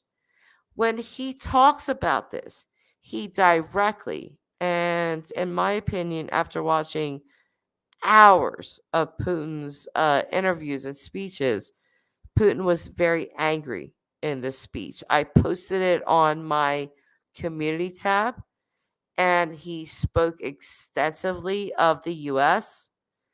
And when he addressed the Ukrainian people, there was a different tone. I think as of today, he has come out, basically saying, we're family. This is not supposed to be. You have let the West in. And because of this, you've caused major problems in this region. Again, I will tell you guys, this is not a new war. Ukraine and Russia have been fighting on the border of Ukraine and Russia for 8 years. We staged a coup in 2014, and we have been fighting Russia ever since. This is not new. This didn't come out of nowhere. This was not Russia just invading their neighbor, without any warning. The United States government knew that this invasion was going to happen in October of 2021. We knew this. And what did we do? In December of 2021, President Biden, again, I'm a Democrat. So this is not a Republican person hating on a Democrat. I am one. I'm a registered Democrat in the United States. But Biden did say in December that the Ukrainians were officially invited to join NATO. And, this has been a long time standing that Russia has said no. No. You guys have done enough expanding. You guys have done enough invading. You have to remember that Russia has watched us go into Iraq, kill their leader, destabilize the country, go into Syria, attempt to kill the leader. They were not successful, but they did destabilize the country. Russia has watched the United States go into Libya, the most prosperous country in Africa, the continent of Africa, and we killed Gaddafi. They've watched this. So to think that Putin or Russia is, they're crazy because they don't want NATO or the United States literally sitting in the backyard, reevaluate. Nobody would want that, especially if you watch this country successfully take out leader after leader, kill regime after regime. You would not want this. And so let me take some comments here. I've done a lot of talking. We're gonna go to Captain of a Starship again. Was there a promise, or is that just something Russia is just claiming? No, there was a promise, Captain America. I said that already. The United States did promise in 1991 verbally to not expand eastward, but we did not keep that promise. So, Linda says, I don't look at it as a job. Elaborate on. No, I'm not going to take a drink. Actually, I probably do need to take a drink, Linda. But what don't you look at it as a job? Tell me. I need you to elaborate on that. Leslie says, what problem has the U.S. caused there? I think I talked a lot about that, Leslie. But we've caused major problems there, such as the 2014 coup and onwards. So I will highly advise you, if you do not know a lot about Russia, the Ukraine, their relations, their history, NATO's history into these two countries, go ahead and educate yourselves. It's the right thing to do. A lot more things will make sense to you, instead of looking at, oh my God, why did Russia invade Ukraine? These poor, terrible Ukrainians. That's not to say that I am saying, oh, Ukrainians, don't feel sorry for them. I'm not saying that, but you will understand this war much, much better. And actually, Leslie, just because you asked this question, I'm going to post two things on my community tab, and I highly encourage you to watch them. They are unbiased, they're factual, and you will get a much better understanding of what is going on in Ukraine and Russia with Russia right now. So, captain of a starship, you've been quite mouthy tonight, sir. So, your question is up, or your comment is up again. Captain of a starship says, you're 40. Yes, I am. You should see what's happening around the world. Yes, I do. Hear from a few missionaries. I have.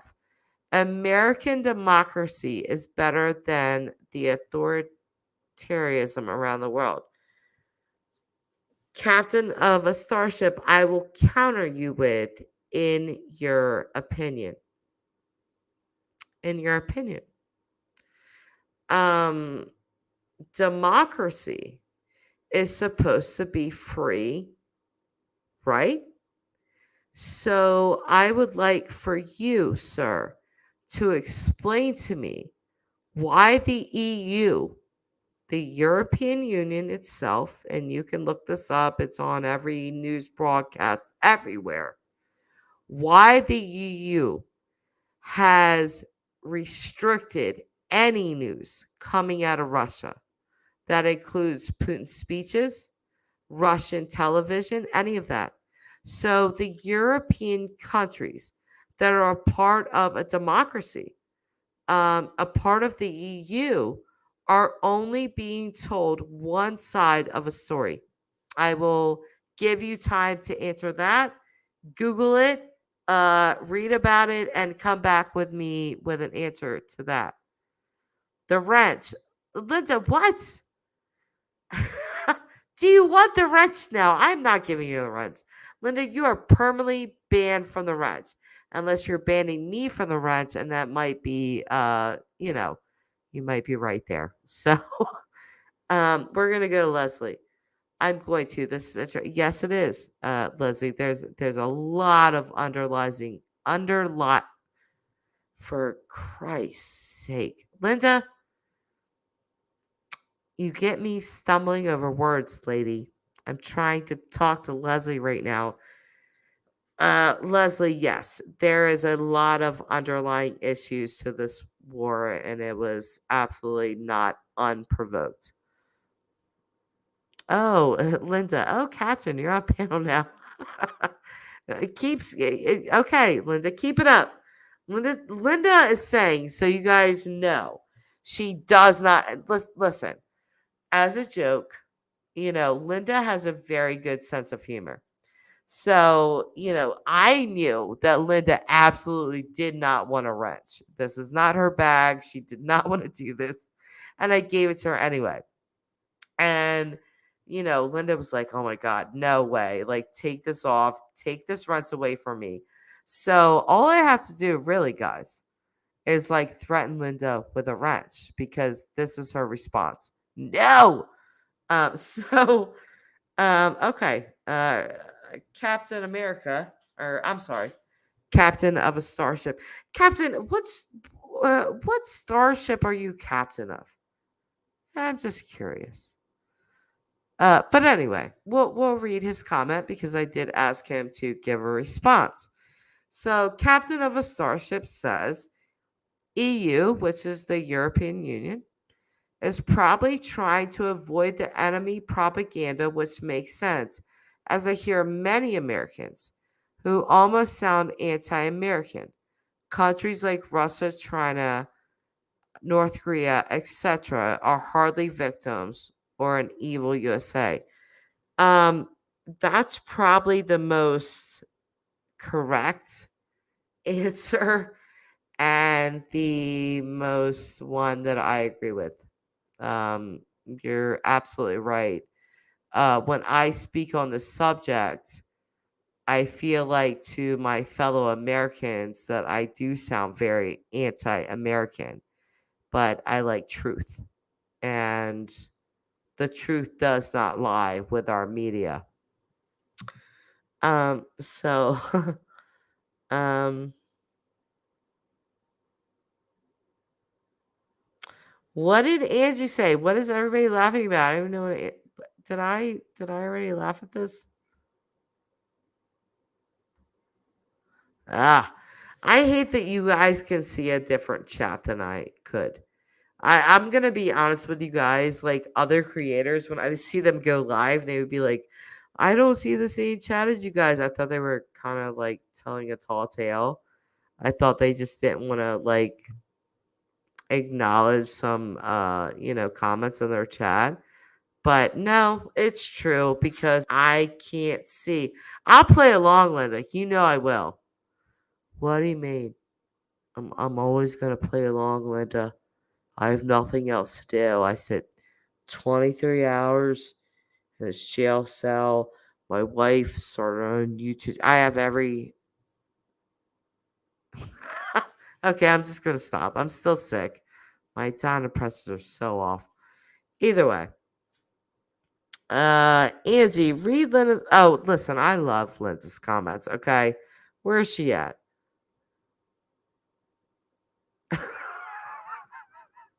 Yeah, you know what? I'll have to watch this again and cripple myself while watching my own self on YouTube, but I will find Linda's comments, believe it. No, Linda, I don't feel better. I have been sick. I am not even kidding you since January 1st. We go through this every time.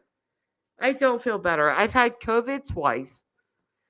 My kids keep going to school and bringing back various viruses. No, I'm not okay. I just pretend like I am most of the time. I try to come on here and give you guys content, okay? I'm killing myself for this, okay? No, I know. You know what? Linda, okay, is being mama bear right now. Go to the doctor. My significant other has yelled at me extensively. Call the doctor. You need to go to the doctor. You're gonna go deaf. This deaf. He keeps telling me this, and I need to do that. So fine. Monday morning, I will call the doctor. You guys will hear my voice in a very different way. You guys are probably gonna be like, "Who the hell is that?" Angie, no. This is beyond bronchitis. We went to Tennessee for Christmas vacation. We all came back with COVID. We came back January 1st with COVID, all of us. And when I say all of us, we have a 6-member family, so all of us. But and it took weeks. It wasn't like a couple day thing. It took 1, 2, 3 weeks for all of us to sort of get over that. And then my kids went back to school and they brought home other viruses. And I really think because our immune systems were weakened because of COVID, that we have just been continuous sick. And then we got COVID again. We dealt with it again. And now I just can't hear out of my left ear. Like my words are slurred, they don't come out right. I'm not on substances, but it's weird. I talk, I'll listen to my own live streams sometimes just to see how they go. And I'm like, holy crap. Why are you pronouncing words this way? But that's why. So, Linda, what's Linda saying? Yes, 2022 is a year of the YouTube channel you want to make successful. Um, yeah, I agree with that. To an extent. Remy girl, what's your email address, True Crime? It's in my about. My full email address is in my about, so go check it out. You want to send me an email address? I would love to hear from you, Remy. I really appreciated you being on this panel. I feel like you brought a lot of insight and information to us. Um, oh, Angie. So, or Angel. Angel says, my dad had COVID last Christmas. We just about lost him. COVID long haul is rough. Yeah, it is. And I'll tell you, the weirdest part is me and my 10-year-old son have had the longest lasting like COVID effects. Everyone else, like in our immediate family, in our household, they're fine. But me and my 10-year-old have just had these longer lasting COVID effects, and they suck. They do. I do. I do, Linda. I definitely need that. I'll feel better. I don't want an outpouring of, whatever, but I'll be okay. Don't worry.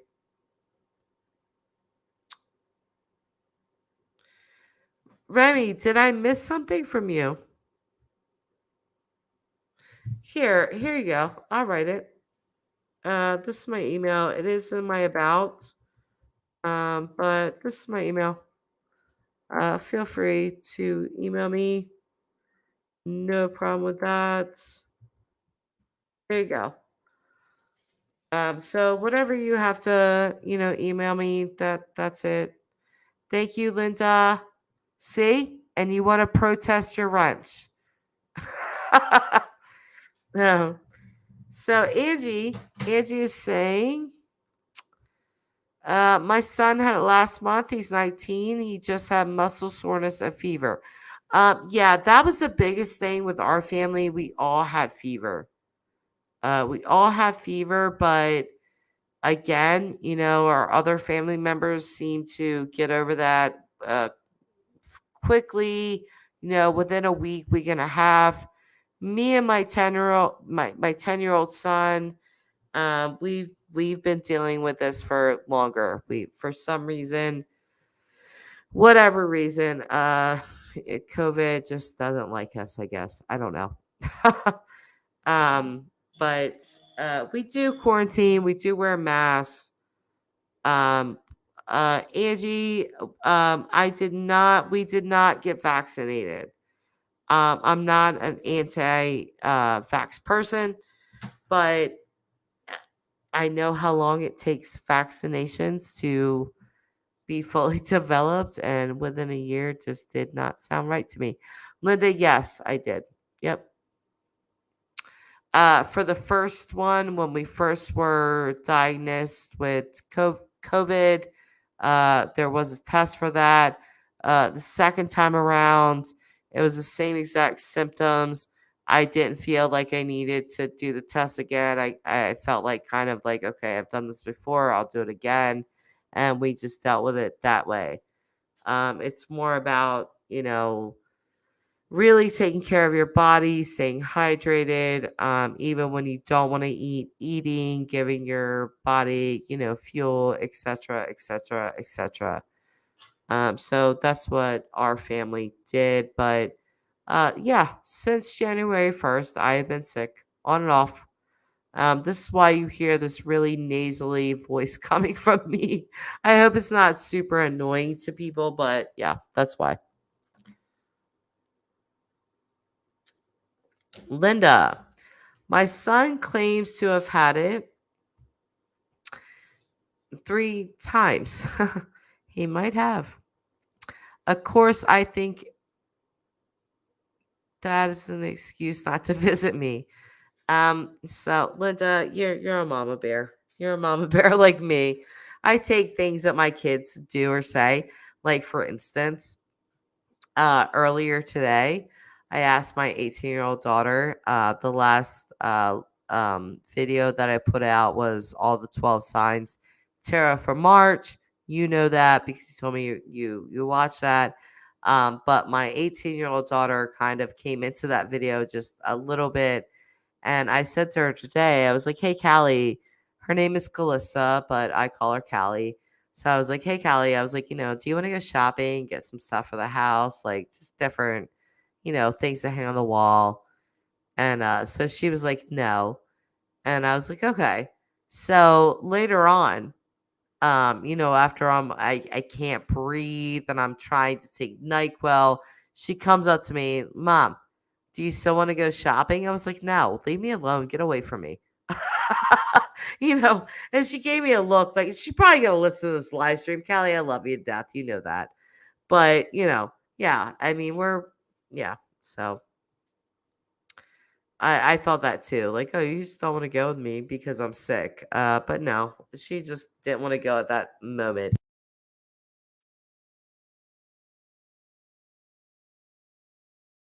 Yeah, that's her.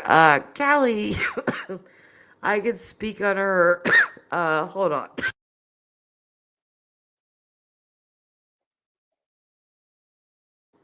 Sorry. Oh my gosh, I'm still coughing. I try to.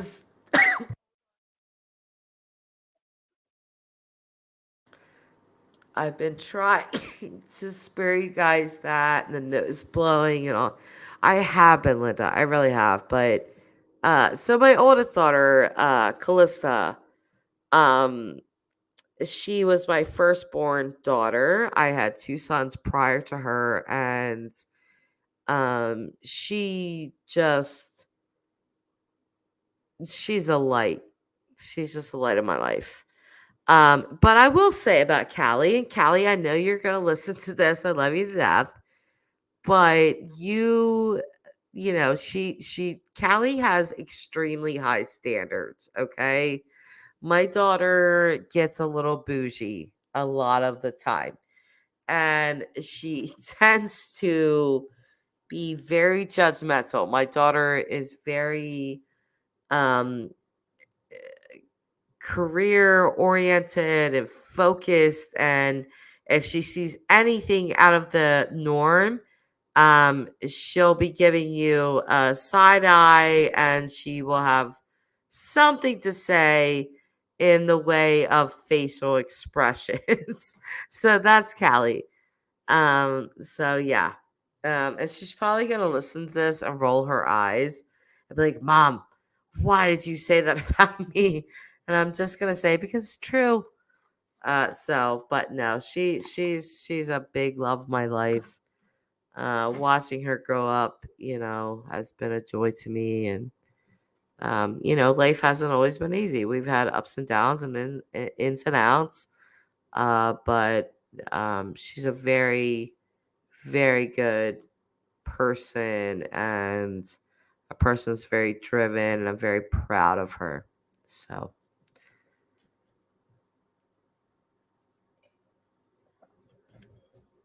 and she wants to be a nurse, just so you guys know. She actually, Callie graduated last year, and she wants to be a nurse. But she did well, Linda. Before you go all on her, she wanted to. And during this pandemic, it's been really hard to do college courses online. Um, so she's kind of put that on hold. She works a very full time job. She works the cash office for a large company. And again, she's just 18 years old, but she does that. And she yeah,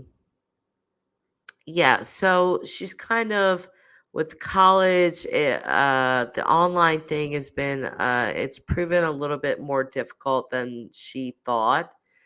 Because Callie's always been really good at stuff like that. But um, we have had talks about it. I've been telling Kelly since she was 5 that she was absolutely going to go to college and finish college, and after that, she was welcome to find a husband and a child. You know, but I was a young person then, and I thought I was just gonna steer my children's lives however I was gonna steer them. Now that I'm 40, I realize, autonomy is a thing, and you have to let people decide for themselves what they're going to do. And Callie has decided to take a gap year, and I support her. She still lives at home with me, and I want her to live at home with us for as long as she can. I want her to get her degree, and I hope the best for whatever decision she makes in her life. Um, because ultimately, I raised this person, and what I've taught her, I hope that she takes it and runs with it. So Linda is saying, I'm gonna stop talking about my family right now. Linda is saying, by the way, thank you, Remy. I fell asleep for a few during the end. Linda, you're blocked. Linda's getting timed out. I don't even have any wrenches, but Linda's getting timed out for this comment. I'm gonna leave it up too, Linda. I love you so much. Remy girl, you're welcome, everybody. Yeah. So actually, Remy, I do. Linda is correct. I like to mess with Linda a little bit, but she is absolutely correct. Thank you very much for coming up here and talking about this very important subject. And Remy, if I could just ask you, do you think you said that you did follow the Wells case? With you knowing now, and all of us knowing now, that law enforcement knew a week after Sincere and Classic were missing, do you think we're gonna see an arrest with Candace the same way we did Trezell and Jacqueline? I personally think we are gonna see that. That's my opinion. But I do want to hear from Remy Girl. This is a person that has followed this case and is very knowledgeable on the West case. And I do feel like there are similarities, um, in the way that the parents have acted and things like that to the West case. So, Linda loves you, Remy. That's sweet. But okay, I'm gonna wait maybe a couple more minutes for Remy to answer, and we are way over my hour mark. Angie Shea, new comment. Timeout in the corner at Linda. You will never put baby in the corner, Angel. Linda, you guys, Linda is an absolute star from my channel and a very favorite of mine. And I immediately took to Linda because she has a great sense of humor. And I feel like Linda is very wise. She knows what she's talking about, and she's just funny. And so that's why. And Linda's gonna respond to you, Angie. Our Angel, you're Ukraine. Here comes Russia. Boom, Angie, you're harsh. Take back those words, ma'am. No, but no, no, no, no, no, Angie. Believe me, Linda was absolutely joking too. Linda has an excellent sense of humor. Do you? Well, you do tell me, Miss Linda. What do you have me fooled about, ma'am? Do I have you pegged all wrong? Am I not the great investigator you proposed me to be? Oh my gosh. This is gonna be a little wild, and I gotta talk to you guys about this. But this is really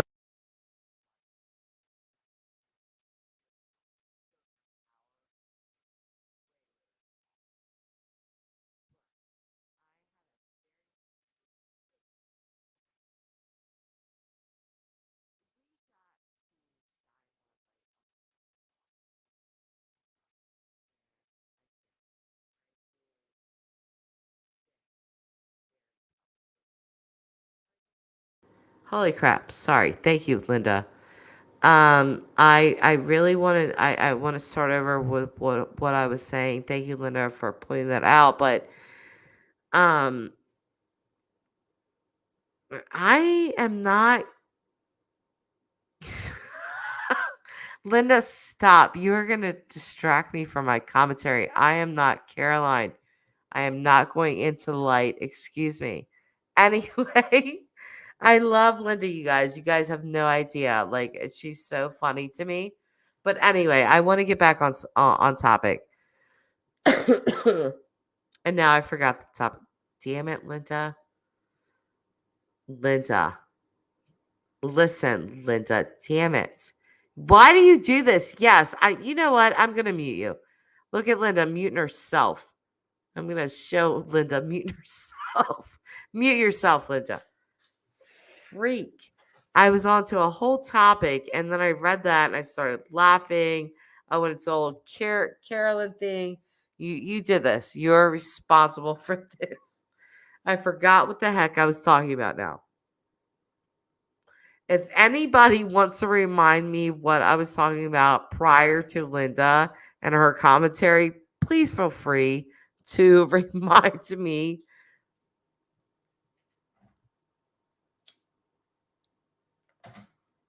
What the heck? Linda. Oh, here Linda goes again. I'm gonna keep putting her right up on screen. Linda, we're having a conversation now, Linda. Me and you. Linda, we don't know what you were gonna say because you were I know. I was already talking. I was already like a minute into the commentary. I'm gonna have to course back up here and see what was being said. Jesus. And I can't even see the whole chat. Like, creators do not lie when they say we don't see the chat like you guys do. We really don't, because I'm looking at it live right now. But when I go back and look at the video and the commentary comes up, I'm like, holy crap! I did not see a lot of these comments. Are you muted, Jazz? I was. Oh. Angie, what was my surprise? I don't remember what it was. Yeah, well, you know, I will be honest with you guys. I am not hateful towards plants. We will just leave it there. You take that as you will. I am not opposed to plants. So if the short-term memory is affected, take that as you will.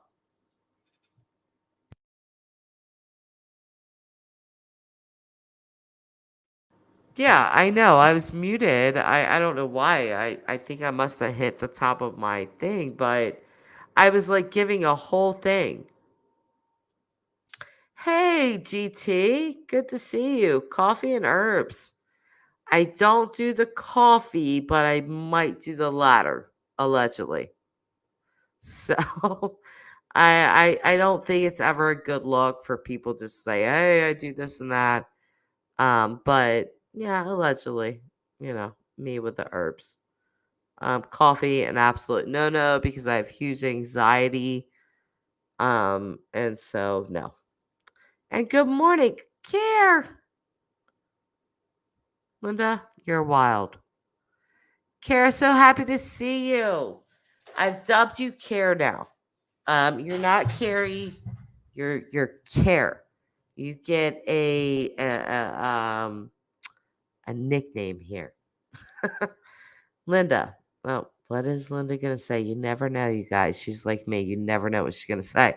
Linda, you said this is gonna be wild, and as soon as you said that, muted. Okay, well maybe I did, Linda. You know what? If I turn my camera on right now, oh, look at Linda reaching out to other people in chat. If I turn my camera on right now, you would see how close my nose is to the top of my mic.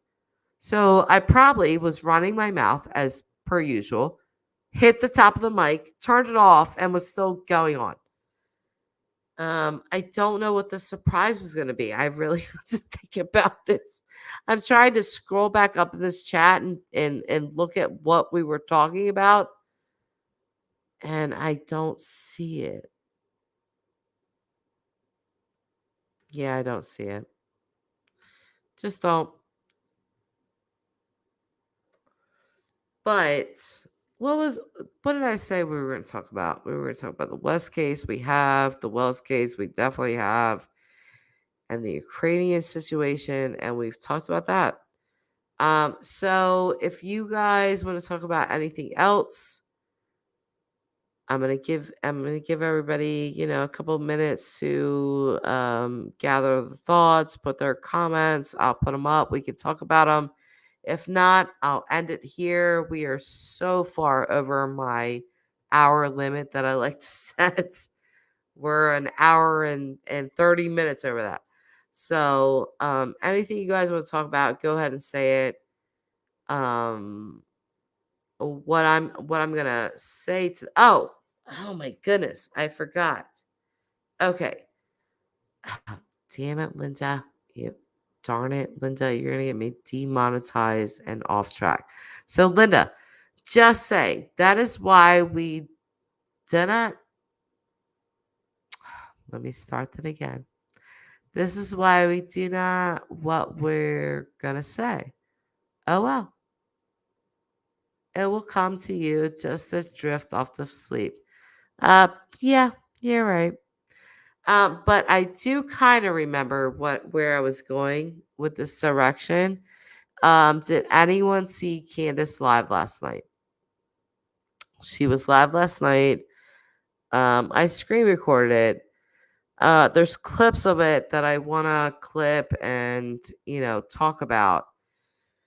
But mainly, I'll say this: that Candace didn't do a whole bunch of talking as per usual. But there was some yeah, Linda. There was some really weird mystery woman. J. Marie did say that Grandis had a friend coming in with her grandchild. So apparently, this woman, she was in. I watched it live. She was in Candace's. Sorry, they have the same darn name, but she was in Candace's live, but you could not see her. You saw Candace blankly staring at the camera as usual, boring as all get out, and then you hear this woman talking really loudly. She was assertive, she was confident. It felt truly like a live stream to make Candace money.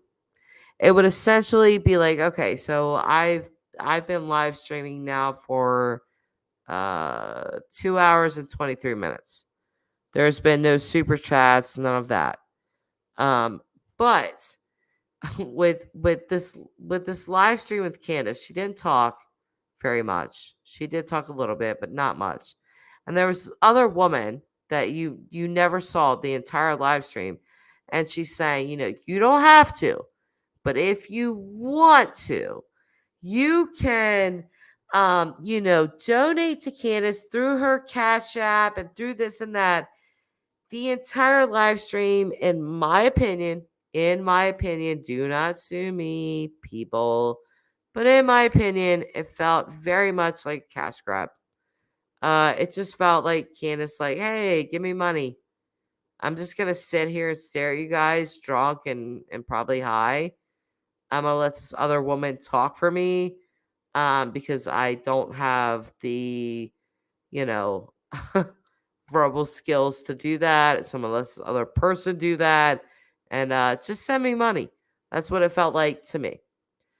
So GT, what's GT saying? And I'm glad you're back, GT.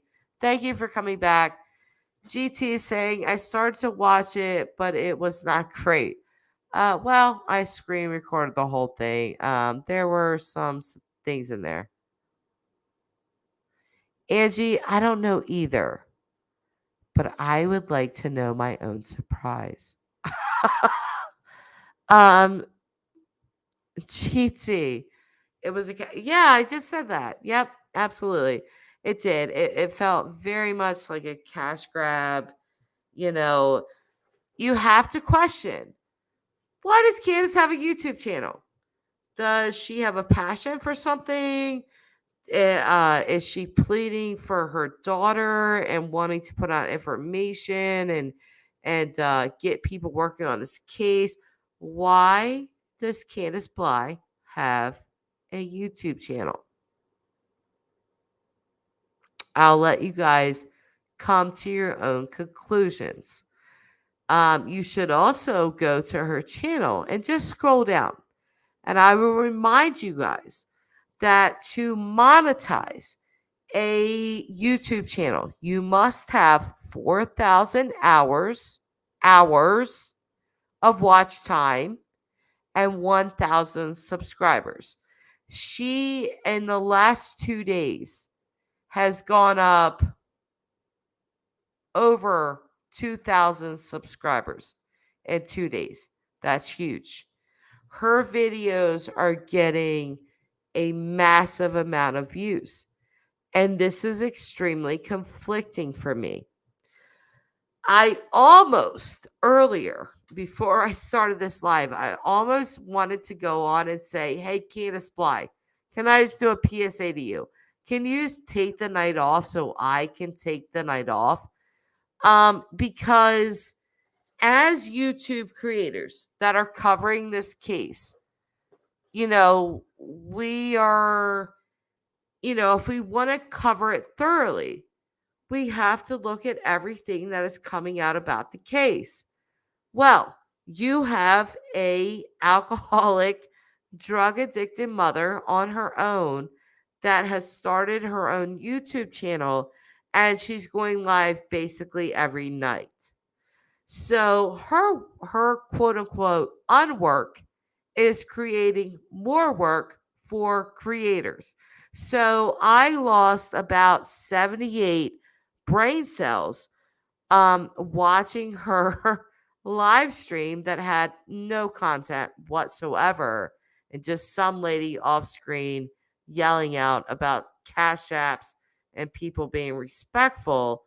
I will tell you guys that I did ask Candace a question, and I said, your mother said on the news that the Dr. Phil show may have affected you. Is this true? And this goes back to my video that I did yesterday or the day before about words. Even though I believe that Candace is guilty of, at the very minimum, being neglectful of her children, with a possible accident happening to Summer, I believe that Candace is guilty of that at the minimum. But even with me believing that, she has not been charged or tried in a court of law. So therefore, when I speak to Candace, I will not scream, yell, spew out explicits at her I would rather ask her poignant questions. Um, do I expect them to be answered? No, but I'm still going to ask, and I'm going to ask with respect. Let me read up in this comment section. I don't know what you guys have been saying. Linda, Jess, please get PayPal. I've given out cash to about 6 different people this week. Linda, why? Okay. If you enjoyed their content, then you are free to give out your money any way you want to. You are not obligated to that at all. I do have a PayPal. I told you, I don't really use it. I'm going to counter you with that with Linda. I will send you a text with my PayPal thing, and we will both, I don't know, we might earn 5, 10, 15, something like that dollars. And then we can cash up. But love you so much, Linda. Linda's been here with for my channel from the beginning, and she's truly one of my favorites. Just a woman that Linda, you're very level headed, and I just love your sense of humor, and I always hope that you feel welcomed here. J or GT, I have a few pieces of the puzzle. GT's been dropping knowledge for the last couple days. Research Hawkins County bust for drugs, murder, and missing people 2 years and up to Summer's abduction. Very interesting, GT. I'm going to assume that you have done this. If you have, I have put my email in this chat. It is also in my about section of my channel. I would love to see what you have come up with. Um, I'm a person that believes that anything is possible. I don't like to go into conspiracy theories, though. With that said, so Linda, what is Linda saying? She says she wants to share pics of kids. Who, Candace? Because she's been doing that a lot. GT, Lawson knows Don and Candace well before all of this. GT, you have said this before in my last live stream. I am not saying that I don't believe you. I would like to see some sort of proof of this. That this is a fact.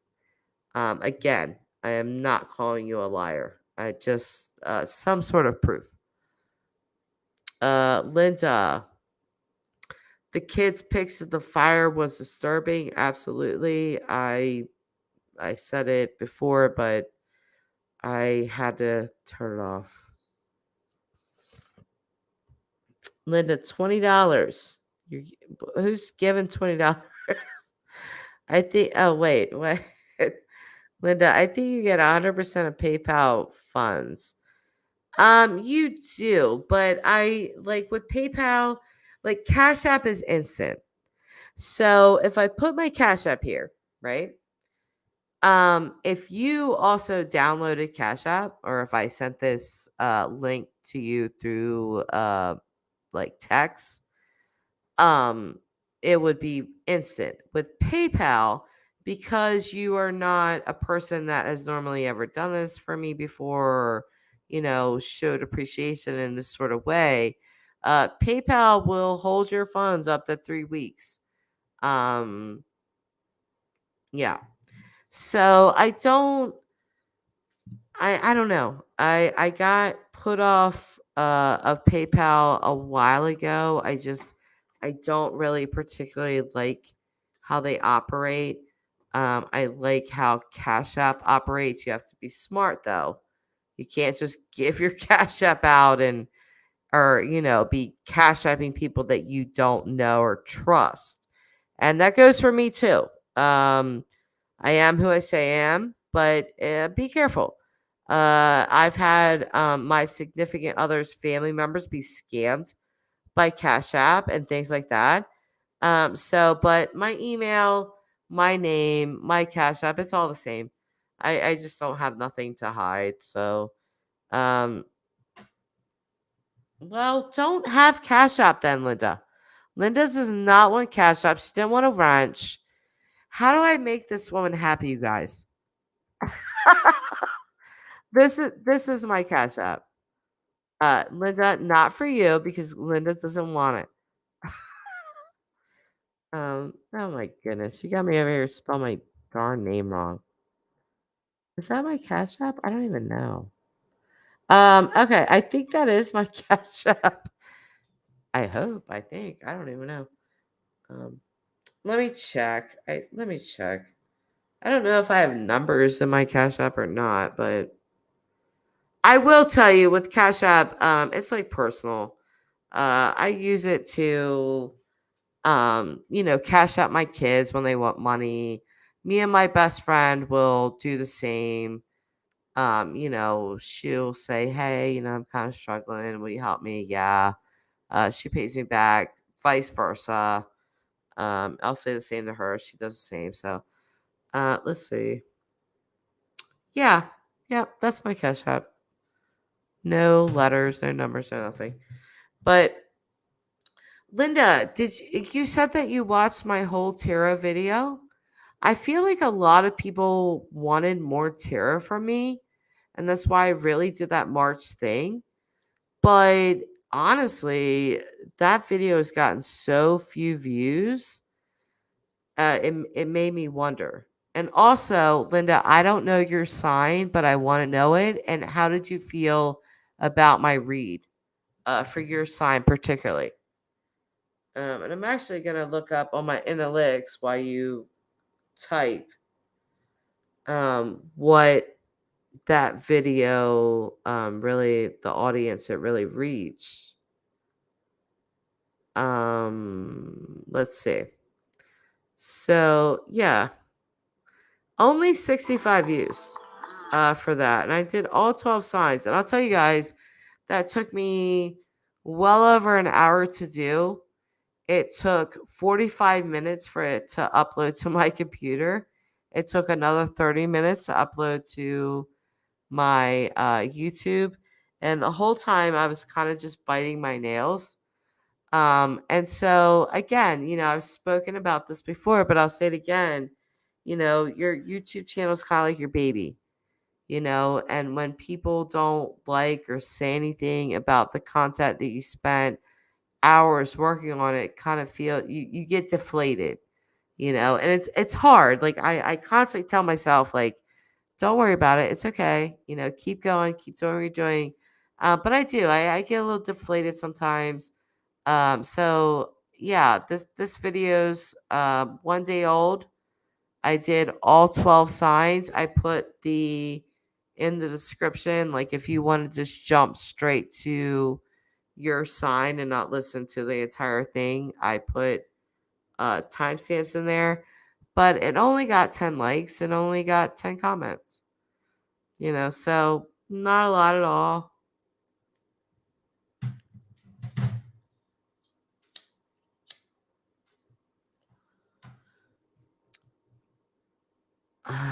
Linda, Taurus,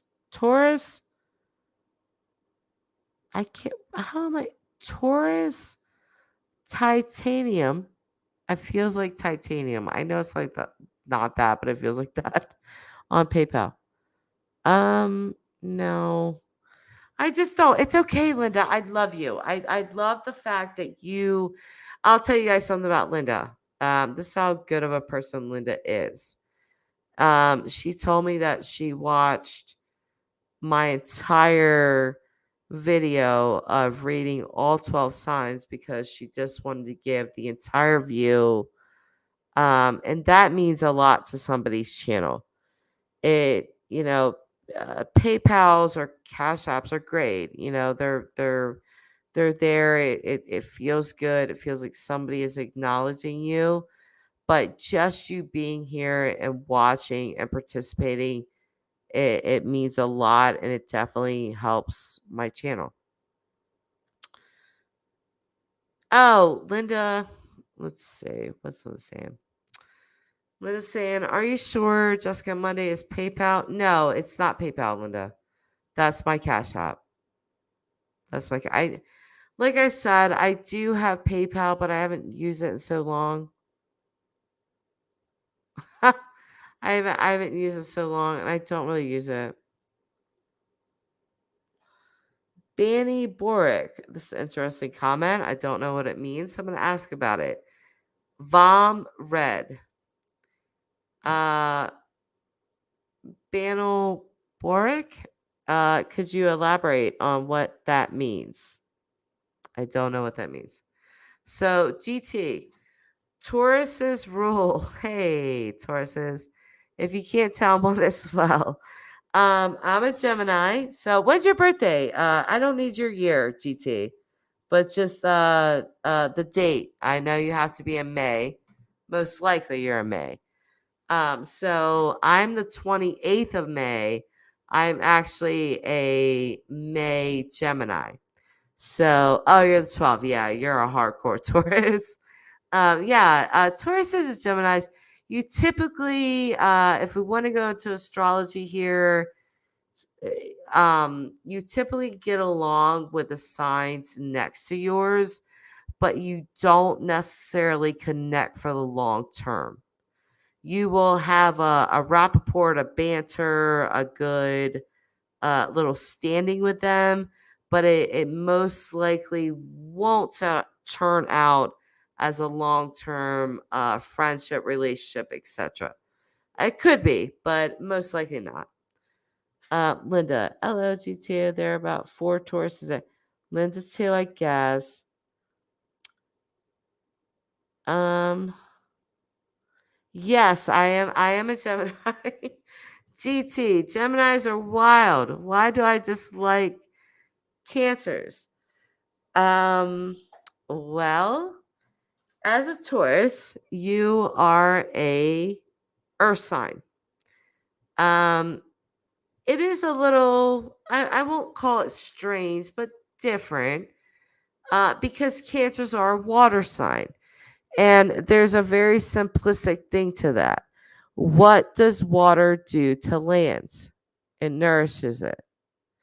So typically, a earth sign and a water sign would kind of flow together. But with that said, earth signs can be very rigid. If we want to bring more politics into this, well, I'm sure nobody does, but if you want to, and I'm not calling you guys bad in any sort of way, but if you want to look at it in that perspective, you can look at earth signs as like the Putin, like the um, wavering person. And then Cancer's more like the Ukraines, where it's like all emotion.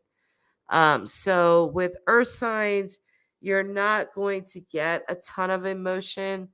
It's going to take very special people to pull that out of them.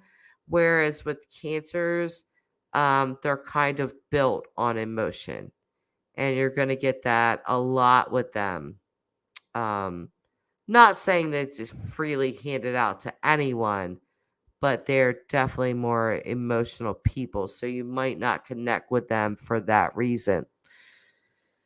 Um, April 23rd. Definitely a Taurus, Linda.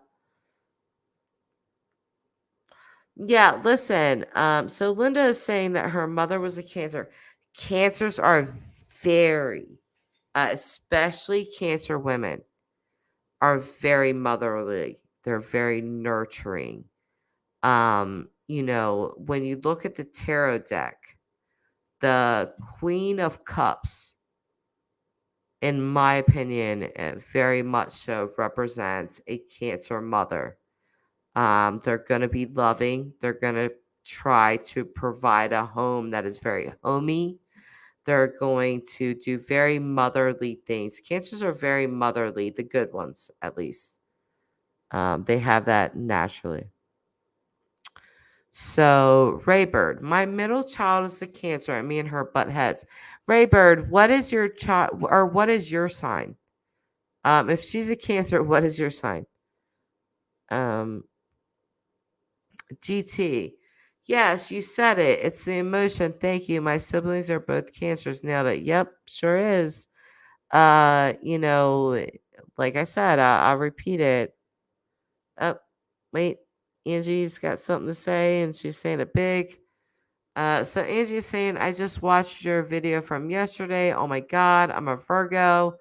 My ex is taking me to court Tuesday, so I was so nervous. So I watched your reading. Hey, listen, Angel. Honestly, Virgo to me got the best reading for the month of March.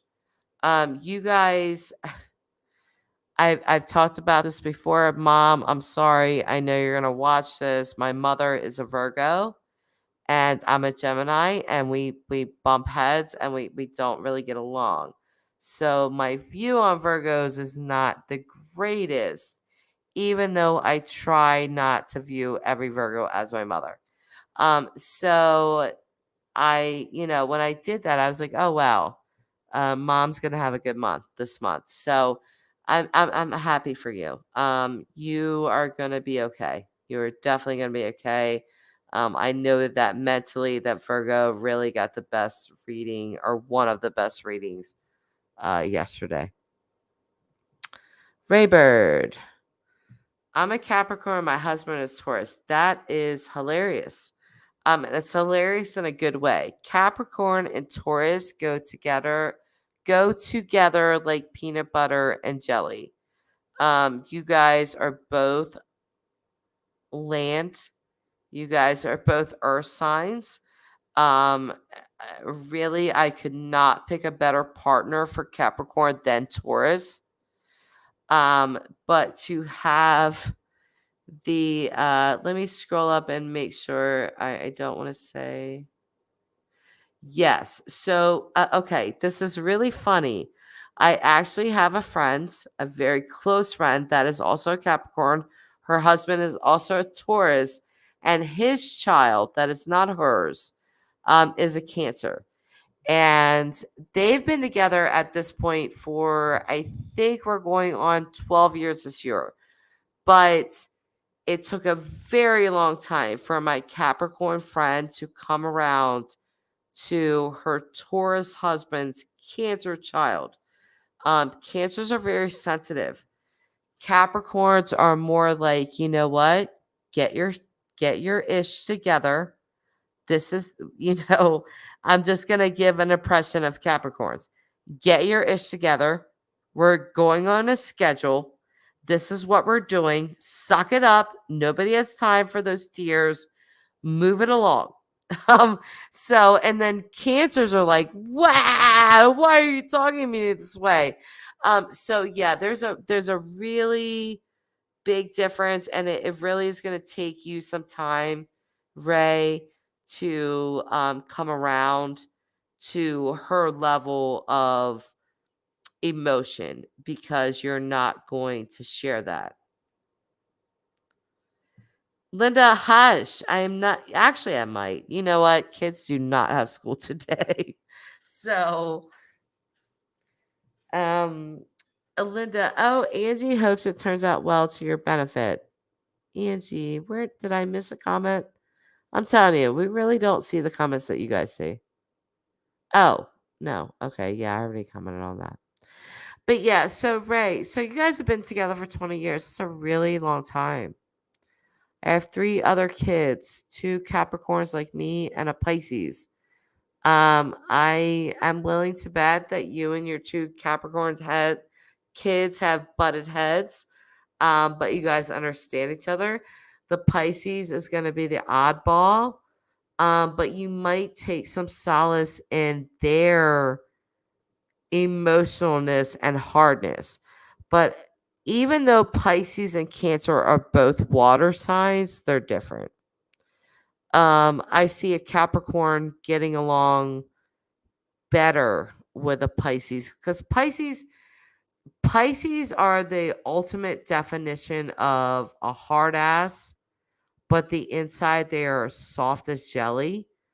And so I see a Capricorn getting along a lot better with a Pisces as opposed to a Cancer, because a Cancer can be they can get a little jaded and they can also lash out in devious ways, and then they have a ton of emotion on top of it that Capricorns are going to sort of look at them and say, suck it up, get over it. And the Cancer is going to be like, what do you mean? I'm hurt right now. And the Capricorn is going to go, yeah, I understand that you're hurt. Everybody's hurt. Get over it. So there's a very fundamental difference between these two signs. So Ray, again, I'm interested in what Ray has to say. So Ray says, I get along great with my Capricorn daughters and my Pisces son. Yeah. Okay. So, but my middle Cancer child and me have always butted heads. LOL. Love her to death, but she gives me a run for our money. Yeah. I'm not surprised at that. Like I just said, I didn't read that comment before I was like giving my commentary on it, but there's fundamental differences. You are going to look at life through a different lens than your Cancer child. A Cancer child, please don't ever underestimate their emotionalness. And if you do not allow a Cancer child to express their emotions, I'll just say this. On the FBI's list of the top killers are Cancers. And the reason for that, and I'm not saying this in a crazy way. I kind of think it's funny. It's not funny, but but the reason for this is because Cancers are highly emotional, and they often act out when they do commit crimes. They often lash out in a burst of violence, almost like what we're seeing Putin do. Like, I've had enough. I'm lashing out. I don't care who's hurt. I don't care what happens. So you really, with a Cancer child, I will encourage you to, even if you don't understand it, even if you're sitting there thinking to yourself, what in the heck is this kid talking about? I will encourage you to listen to them. Sit next to them on their bed in a very intimate space and just let them talk. You don't have to, tell them they're right or wrong or anything like that. Just listen. It will mean the world to them, and keep your thoughts to yourself privately, So, yes. Yes, they are actually number one. Cancers are actually number one on the FBI list for the top murderers, top serial killers. So Raybird says, laughing my ass off. FBI list. My husband will love that comment. She is extremely expressive. It's true. Your husband will probably like more if you actually look up that statistic and show it to him, because it's true. So yeah, Cancers, again, they're highly emotional, and if you stifle that emotion, if you don't allow them to express it, it will come out in a very negative way. So again, even if you have to sit through what you think is horse crap, sit next to them closely in an intimate area, whether that is, like on their bed, or, just come into the room and sit next to them and say, hey, talk to me. Or, if you're on the couch and you're alone with them, and just say, hey, what's going on? Tell me how you feel. Especially ask Cancers how they feel. And do not act aggressive in any way.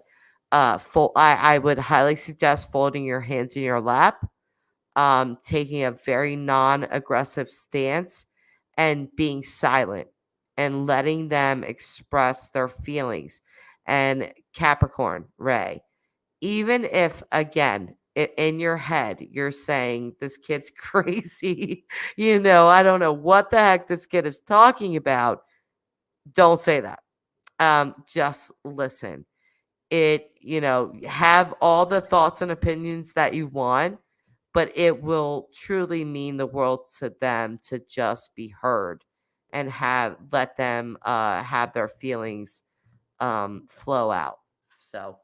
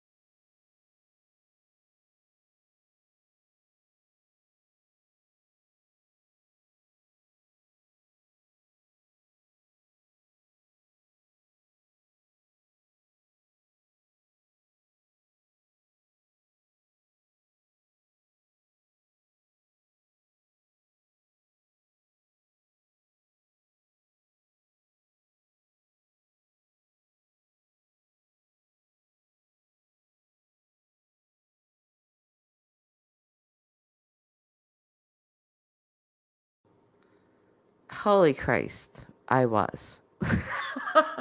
All that talking for nothing. Jesus. Yes, I was muted, Linda. Thank you again. Um uh yeah, I hope that helps, Raybird. I really do. I was saying that. I had like a whole commentary on it, but yeah, my big old nose hit the top of my mic once again. So, but yeah, I hope that helps. I really hope that helps. Um and Raybird again. I've also had two best friends, the deepest relationships I've had, but they didn't last. Both friends were born on October 21st. Okay, so with you being a Capricorn, October 21st is right on the cusp. It's Libra, Scorpio. Um, this makes sense to me. A Scorpio and a Capricorn have a really different relationship. They understand each other on a different level. But at the same time, they they do not see eye to eye on most subjects. So it's a conflicting relationship. Um, I'm gonna probably say you did not have a best friendship with a Libra as a Capricorn. They were probably most likely leaning very much towards the Scorpio side of that because, like I said, that's on the cusp, and you guys can have a very um deep friendship, but not one that you'll just disagree on a lot of fundamental issues. GT, it's okay. I'm still here. No, I am not. Linda, I swear to God, I'm going to change your name to Carol Ann. Oh, really? That's interesting. Linda, how did that go? A Libra to a Taurus. Before you answer that, I gotta give my own commentary on it. This is my channel. Yeah, that's an air sign with a earth sign. Libras love relationships. Out of all the 12 signs, Libras do the best in relationships. They don't really feel whole unless they're in a relationship.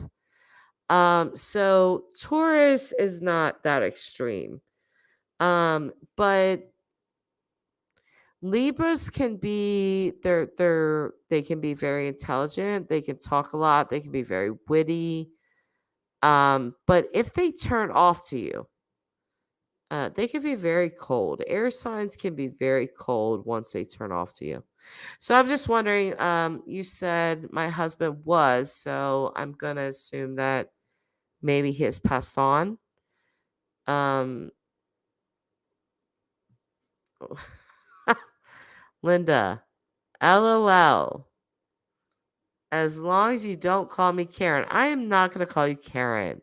I want to know how your Libra Taurus situation worked out because knowing those two signs the way that I do, I'm gonna give the predicament that your husband probably bent over backwards for the relationship, but maybe came to a cold end if it ended, or if it didn't end and he passed away before it ended. I'm gonna say you are probably the leader in that relationship.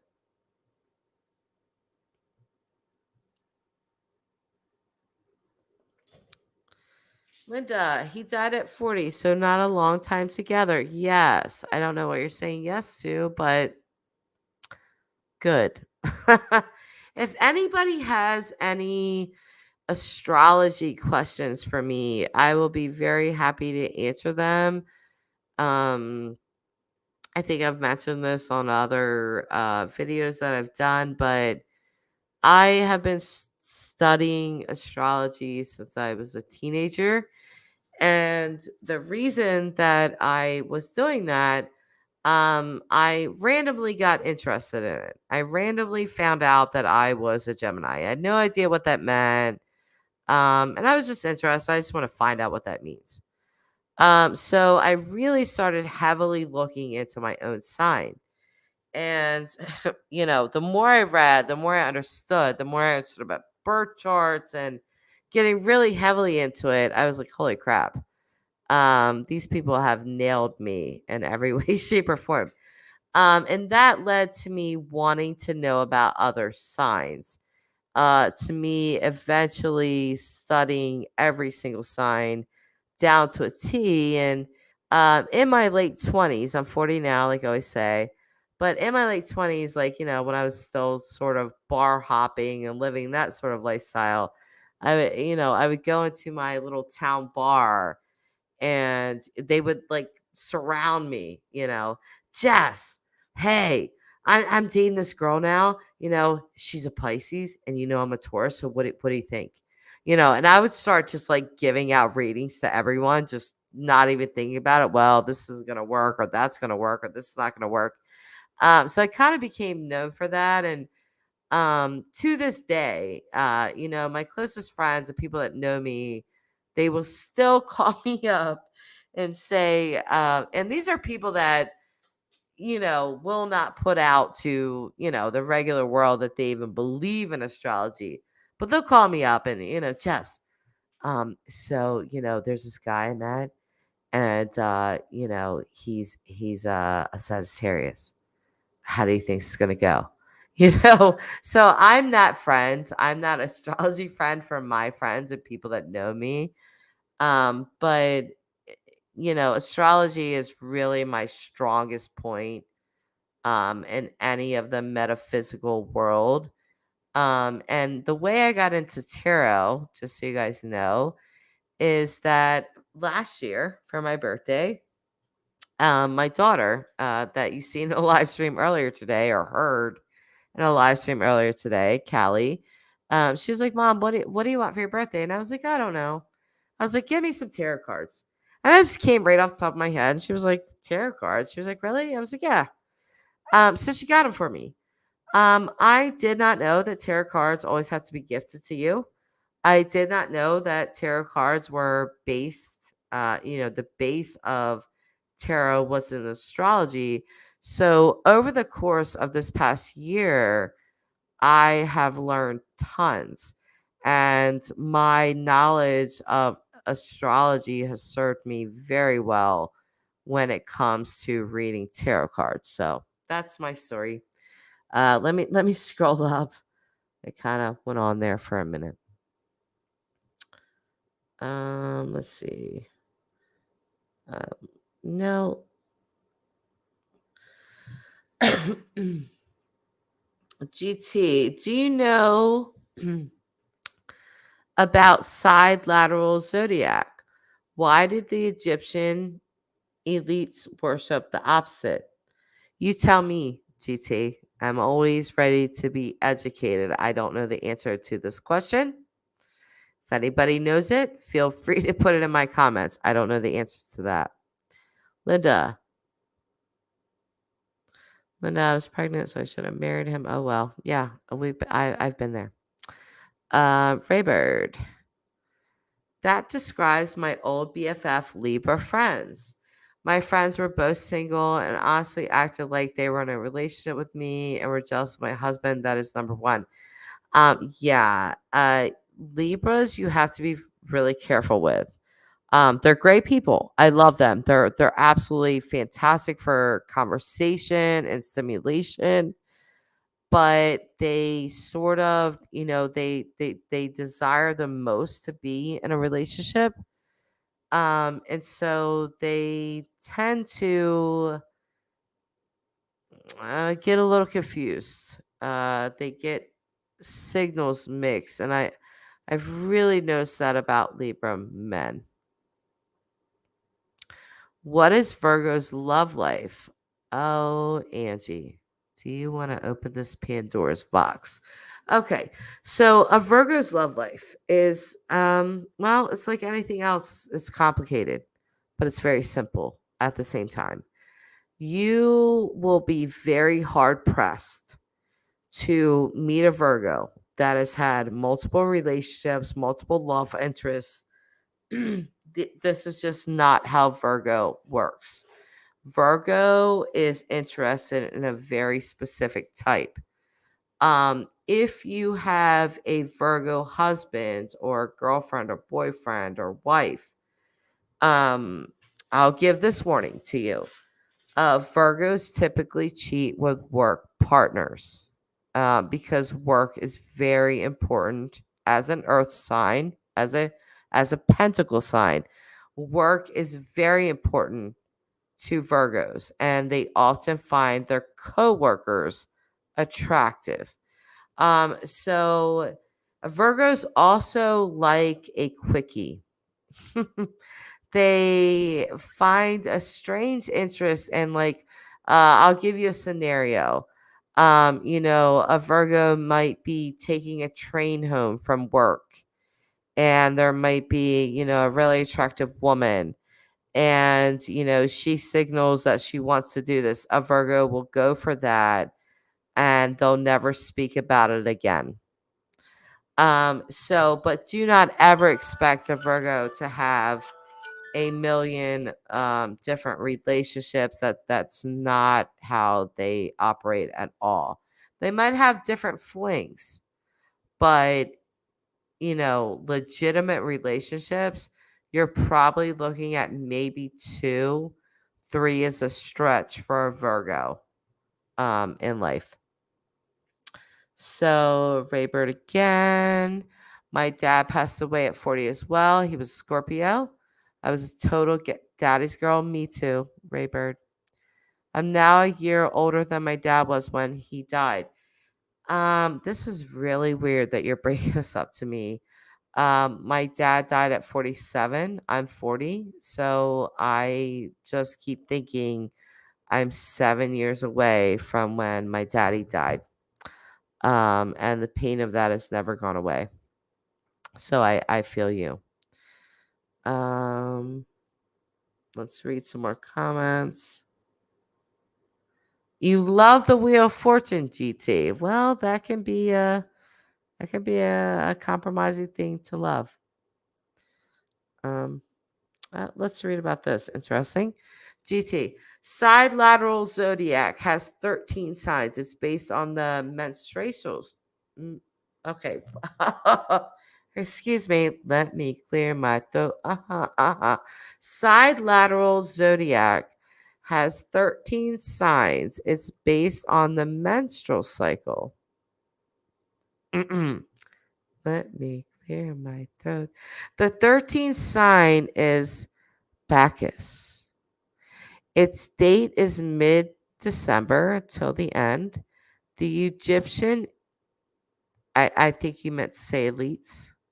The Egyptian elites worship the opposite of the commons for dark forces. Yeah, so they were on the black magic side of things.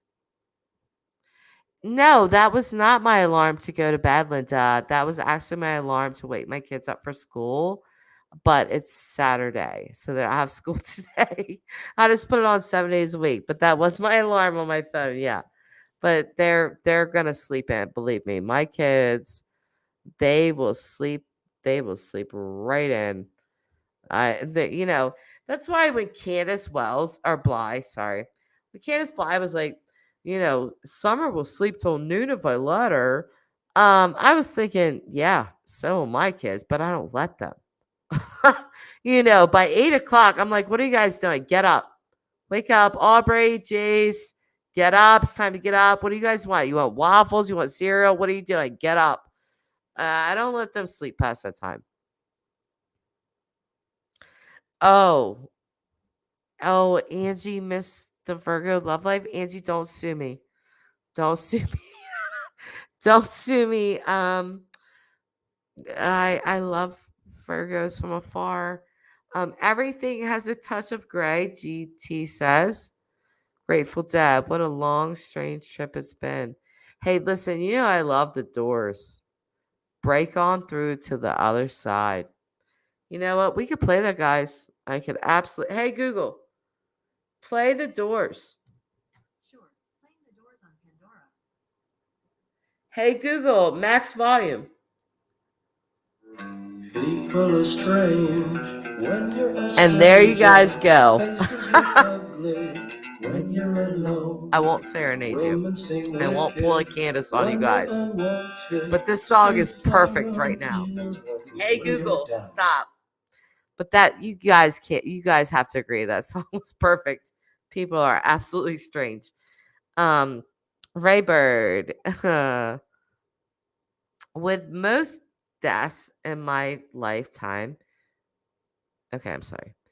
With most deaths in my lifetime has healed, but not with my dad. Raybird, I very, very personally feel you with that statement. I miss him more as time goes on. I still think about him so many times a day. I want to ask you, how long has it been? My father passed in 2007, and it took me a good 10 years to stop looking for him.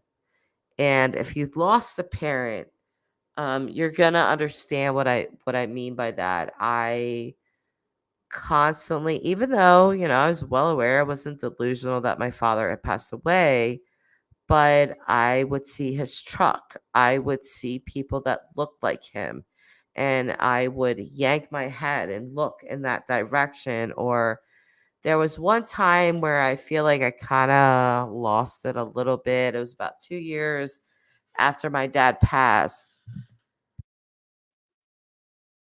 And there was this red truck. I was walking in the city, and there was this red truck that went by me. And I looked and I looked again. And I don't know. I'm not an irrational person, but there was something in my brain, I guess, that just took over, and I turned around. I started running after this truck, and even I did that, and that's kind of crazy. And the entire time, I knew that my father was dead. And I still did this, and to this day, that was quite a few years ago. To this day, I think back on that, like, why did you do that? And I don't have an answer for it. Really, Raybird? Holy crap! Um, I always say I'm not a psychic, but I have a really strange way of doing that. Um, that's awesome. I love the Doors to death. And that's one of my favorite songs as well, because people are very strange. 20 years. So you really, my heart's gonna go out to you, because for my father, like I said, you know, um, it's been longer for you than it's been for me. I've just I've tried to, my only advice, and I don't even know if you can give people advice because everybody grieves in different ways, but I guess my only advice is just that when my father first passed, I cried so much. I don't even know I have water ducts anymore, but I cried for a long time. And I started to, in my mind, say, hey, dad would not want you to be like this. Me and my dad had a really humorous relationship. And I started to change the narrative in my brain to happier memories of funny things my dad said, and funny things and fun things that happened between us, and that's helped me cope. If that helps you cope, then great, and if not, I'm sorry. I hope you find your way, but that has helped me cope.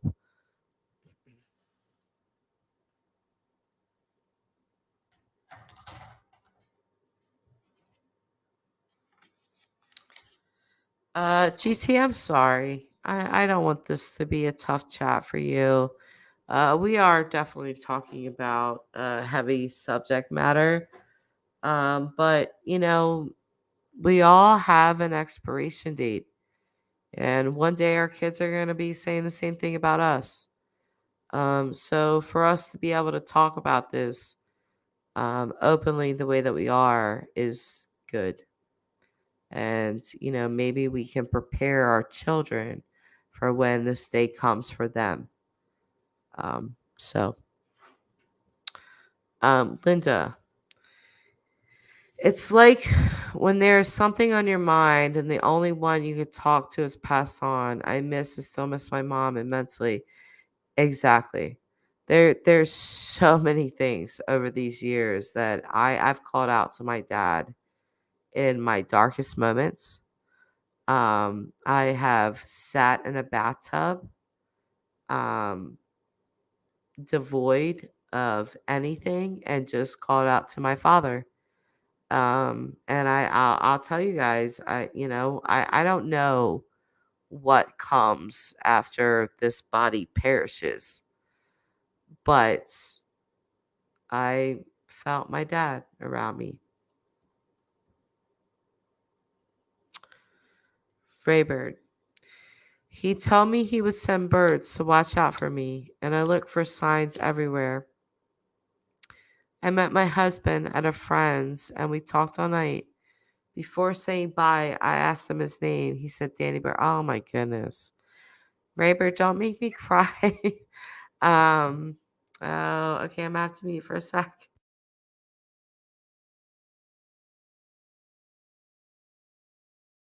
I had to mute that because um my father, um my older teenager's father, my dad really wanted me to marry him, and I loved him very much. And we had a good family. Alcoholism took over his life, and we lost that family because of alcohol. And this is why I talk so much about Don and Candace's addiction.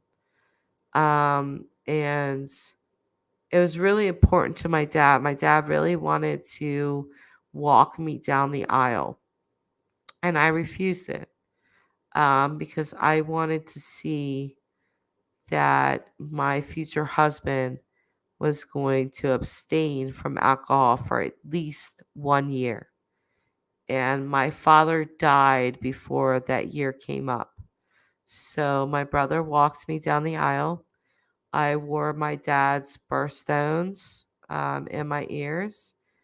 And but I've never forgiven myself for not just doing what my dad wanted me to do because the marriage failed anyway.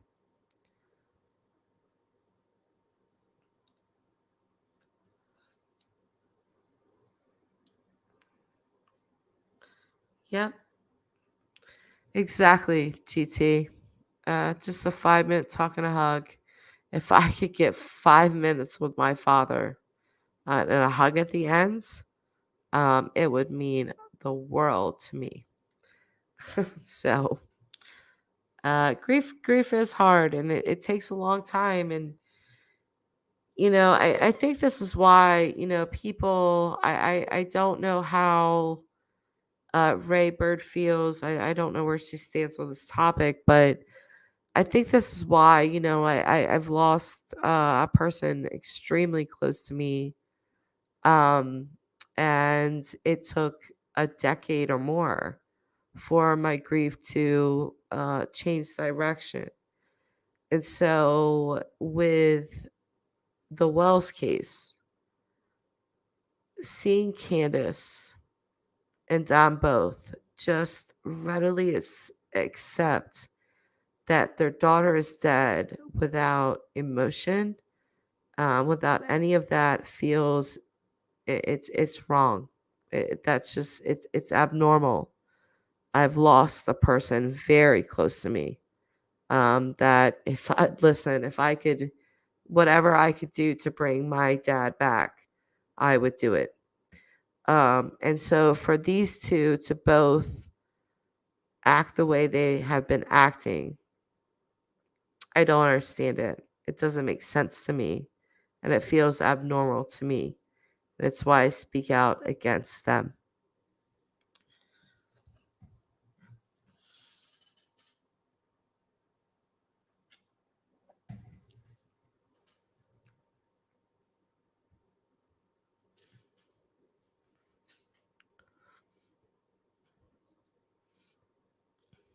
Thank you, Raybird. And I think your dad would also be proud of you. You will forever, in my mind, be the first and only person that ever super chatted me. My daddy knew my strengths and my weaknesses, and my strengths have always been talking and, yada, yada. So I definitely know that my dad is looking down like, yep, she's running her mouth and doing what she does best. And you acknowledge that, with with your super chat, and it just made me feel so good. And it wasn't about the money. You could have gave me $3,000 or $2, and my feeling would have been the same. Just an acknowledgement that somebody liked my channel enough to do that. And I'll tell you, Raybird, I actually screenshot that and I posted it to my Facebook, to people that actually know, and how happy I was about that. So, no, I'm not crying. It's okay. But I do share, I completely understand how Raybird feels, because even after all this time, I've gotten to a good place, a better place, I should say, with my father's death. But it never quite goes away. And every now and again, I'll feel those emotions, crank her up in me. And sometimes they do come out. You really don't get over that. I can see how a parent could never get over a child, because I'm a child that's never got over a parent's death. Yeah, $3,000 definitely better for sure. Um, I don't know if you guys would be around. If you guys would just give me, I need a potty break. This is the longest live I've ever done, ever. But if I could just mute this mic, if you guys will let me go in and go pee and stick around, I'd appreciate it. This is a really like therapeutic conversation for me, really. You guys don't even know like what you guys are giving me. This feels like therapy in a good way. So if you guys could just give me maybe 2-3 minutes, I'm gonna run in. I'm gonna use the bathroom, and I'll be right back out. And please talk amongst each other. I love all of you guys, everybody in this chat. You guys are all good people, and I love that you guys show up all the time. I would love for you guys to talk with each other.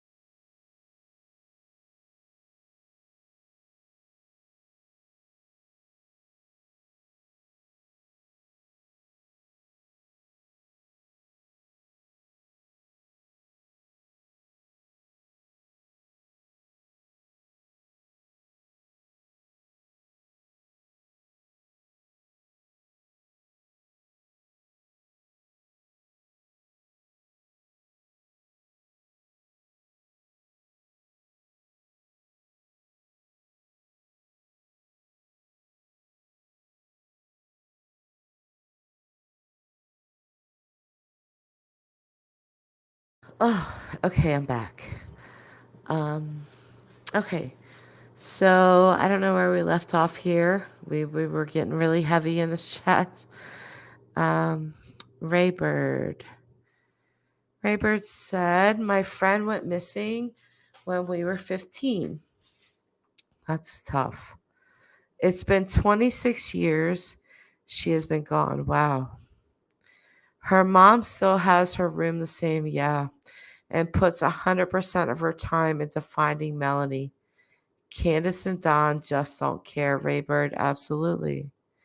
Absolutely. I really I've thought about it, I've covered true crime cases, I've read about them, and of course the thoughts have gone through my head of how would I react, and I don't think I would ever touch my children's things if they went missing, if they were murdered.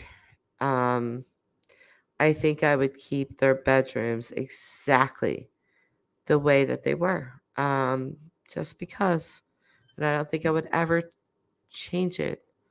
Um, uh, Linda, oh, same, Linda. Any of my kids. No, I did not hold it, Linda. I went pee. I went pee. Okay, you had to make me say that. Jesus. Raybird, I feel like I get more upset when I misplace my phone than Candace and Don have over losing a child. Yes, exactly. Exactly. I feel like they have shown us everything that we've needed to see. Where's the emotion? Where? Where is it? Because what I've seen from these two is a domestic violence relationship, drugs and alcohol at the center of it. And just no real where was the emotion for Summer? Where? I've never saw it. I've never seen it. It just doesn't exist. Linda, I couldn't imagine. And then losing your kids that are still in your home. Exactly. And you know what, Linda? I feel like, in my opinion, that Candace has shown a lot more emotion towards her boys being gone than Summer. It's always like Summer is an afterthought, or she throws her in there along with the boys. But Summer is not, in my opinion, she's just not Candace's main goal. If one of my children went missing, all of my children are important to me. But if one of them went missing, that child would take precedence over all of the others because they are missing. And I don't feel like Candace or Don have ever shown that at all. The same. But again, actually, when I started this live stream, I wanted to talk about that. I think the West case is showing us something that, again, law enforcement knew a week into them reporting them boys missing, that they killed them. They knew it.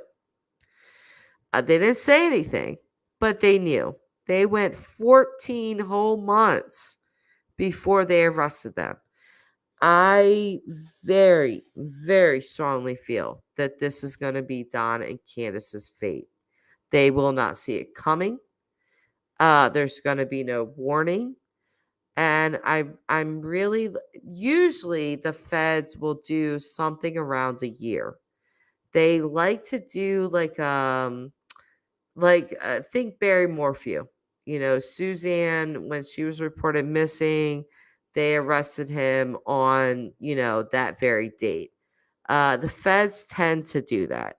So we're up to 9 months now. In a few short months, we will be up to a year of Summer missing. I fully believe that we will absolutely see arrests.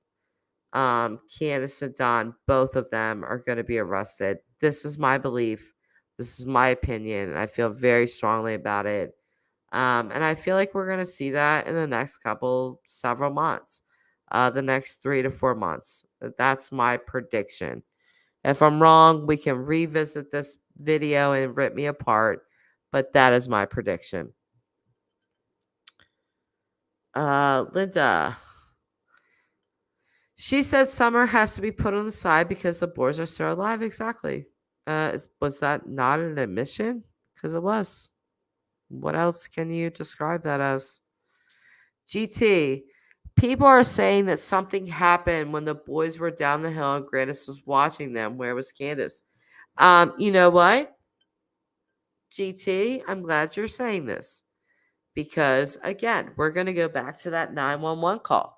We're going to go back to that 911 dispatcher that's only job is to relay the information that was told to her to the police. And what did she say? Mom said she went for a walk. And when she came back, the daughter was missing. So, yeah, that's the question. Where was Candace? Were you really there, Candace? You walked your child inside of your home on top of a hill. And I will tell you guys again, I've been there. I have been to their driveway. I've driven around their property. That is not a small hill. It's steep. It is a very upward climb. It literally took me 5 seconds. When we were on Beach Creek Road, I looked up and saw that this was the Wells property and was like, oh, absolutely not. This child was not abducted from this place. It's like a fortress. Their house, it doesn't look like a fortress, but it's like a fortress on top of a hill. There's just the possibilities of Summer being abducted are nil. They're zero. You had Mom grandest and 3 brothers there, and you're telling me that this child disappeared from inside of her own home, that you guys live on top of a freaking hill with a creek running around it? No. No, I'm sorry. That is not what happens. I've been there. I've looked at it on my channel. Scroll back through my videos. You will see Beach Creek Road. You will see Don and Candace's property. You will see Jody Sue Brown's driveway. You'll see all of that. I recorded it. And this is why when Chris McDonough said before I went there that he had taken abduction off the table. And at that point, I had not done that. I was like, I really don't think she was abducted, but I don't know. Once I saw the Wells property with my own 2 eyes, drove up it, drove around it, I very quickly realized why Chris McDonough said this is off the table, because it's absolutely off the table. It just is. I wish all of you could go there and view this property with your own 2 eyes and see what I saw, because you would know right away there's no way this child was not taken. Somebody would have had to climb a literal half mountain to get up to a basement, take this child out, take her down the hill. It just does not make sense.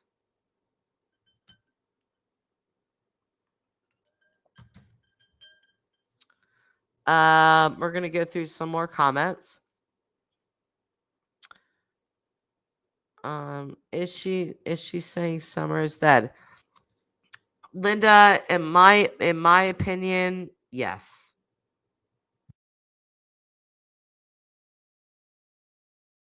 I don't know how else you should interpret someone saying, I'm going to put Summer to the side because my boys are still alive in here and in foster care. AKA Summer's not alive. She's not here. So these are the people I have to focus on. I don't know how else you want to take that. Linda again. Did you ever do the read on Monkey and the Nanny? I did not. Nope. I did not. Actually, I want to touch on this case for a minute, and I hope I don't get ripped to shreds. But I'm gonna be honest. There's a lot to this case, you guys. There just is. I didn't do it. I didn't think it would be in the best interest of myself or my channel to do that read. Without even pulling cards on it.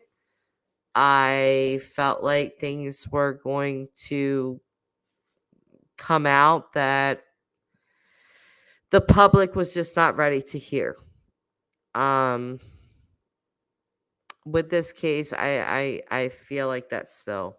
I feel like there are things that people just will not listen to. They are going to stick both of their fingers in their ears and be like, no, no, no, no, don't tell me. I don't want to hear that. That's not what I want to believe.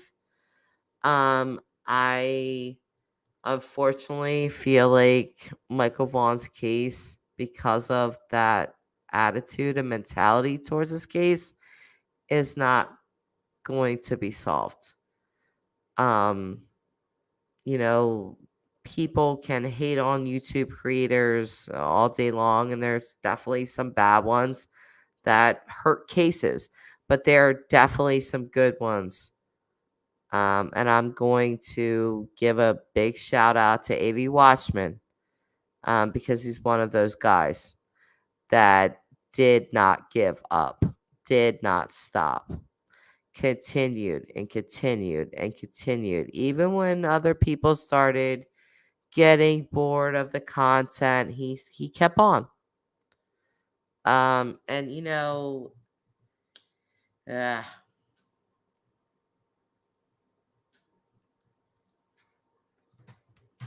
um, we'll go to Raybird again. If I am skipping over anybody's comments, I do want you guys to know that my chat does look different um than what it looks like to you guys. I've gone back and watched my own videos and I've seen comments. I'm like, oh my God, I never even seen this person because it didn't show up. So if that's happening, I'm sorry. Raybird, Candace was complaining that TBI wasn't giving her info like Monkey's mom Brandy gets. She doesn't go on YouTube drunk high. She doesn't need coaxing to plead for her child. Her other kids weren't removed. Yes, Raybird, and um, may I have an opinion that goes against the grain?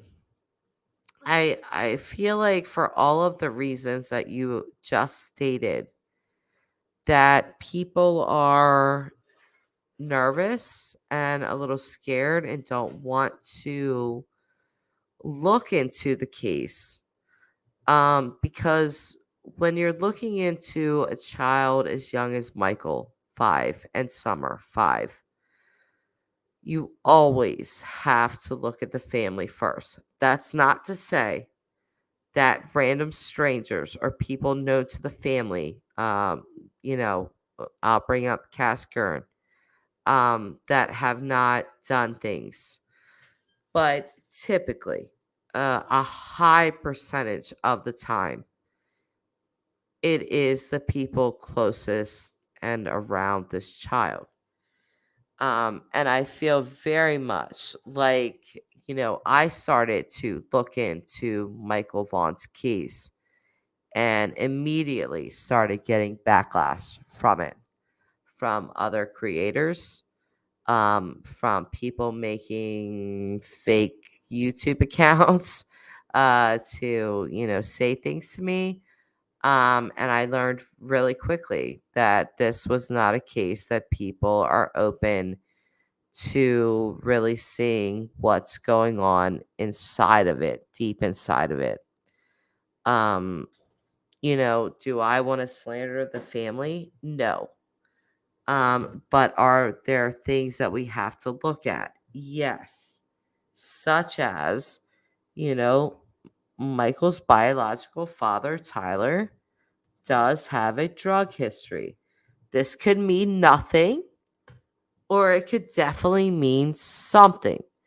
But that is a fact, and so just stating that, people get really upset because they feel like, don't you dare, attack this family. It's not an attack. If you want to look into a missing child's case, again, you have to look at the people surrounding that child, what they're doing, who they are, and what's going on with them. And if there's a wall put up where you can't do that without being attacked and scrutinized, um, people like myself will back away. And that's exactly what I did. The nanny, I don't believe that anybody else on YouTube has gotten a quote unquote interview with the nanny besides myself. Um, and I could tell you just from speaking to her, very apparent that there is a lot with this case that is hidden. Um, it was just really, really obvious. I don't think, we all know that Brandy was at work when Michael went missing. So I still, to this day, do not believe she had anything directly, to do with Monkey's disappearance. But with that said, and as a skeptic, as a natural skeptic, I am a skeptic, so don't hate me or sue me. But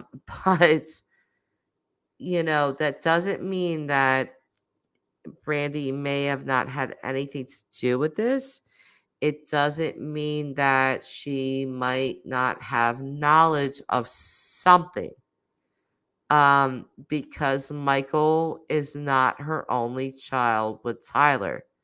You have to remember that they have a younger child, a daughter. So, you know, again, I'll state it again. I do not believe that Brandy did anything to Michael Vaughn. I just don't believe that. But there's a possibility that she could have turned a blind eye, that she could have turned the other cheek, that she could have not looked at things maybe as she should. And I'm not blaming this woman. I truly seeing her on live panels with Zav Girl and with Josh at the lab. She made me cry. It was just really, I felt her emotion coming like straight through my laptop screen. But I really, the nanny absolutely, and the FBI is definitely doing this. The nanny has to be looked in further. This woman is not okay. She's a danger. I'm just gonna say that straight out. And the father must be looked into deeper. Just like Candace, he is the last person to see his own child alive. And just like Don, Brandy was at work when this happened. Um, Unlike Don, Brandy's work can be verified. She was on camera. We cannot verify Don for that. Okay, I've talked a lot. So, oh, thank you, Linda. No, I'm not going to skip over your comments because they matter. Linda, please remember to hit the like and subscribe to Dash, sweetheart. Thank you, Linda. And then she tells everyone to skip over her comments. This is why I love Linda. This is why I believe that Linda would make the best mod ever, but she doesn't believe me. So, Rayburn, AV got permission to go video. Oh, that's awesome. I saw that he was saying that he was going to fill out the paperwork for that. That's great. I will definitely be watching him, and I probably will be sharing um his posts on my community tab because I'm not gonna jump into this case like I've been there from day one like he has. This man deserves a lot of credit. So, Linda, the boys weren't removed because Summer was MIA. Yes, exactly, Linda. I've said this before. That is not the case. The boys were not removed because Summer went missing. Raybird, I agree that they don't want to insult the family by asking questions. I have suspicions of the dad and babysitter, but I don't think Brandy is responsible, in my opinion. Ray Bird, we're on the same page. That's exactly my thinking as well. Linda, you did a great interview with her. Well, thank you, my dear. Ray Bird. Linda, exactly. The boys were removed because of Dawn and Candace's actions before Summer went missing. Yes, they were. They definitely were not removed because Summer went missing. That's been confirmed a long time ago. So Raybird, the extreme wringing of her hands got my attention though. I know that can just be nerves, but yes. I'm going to take up after your dots. But what does that mean?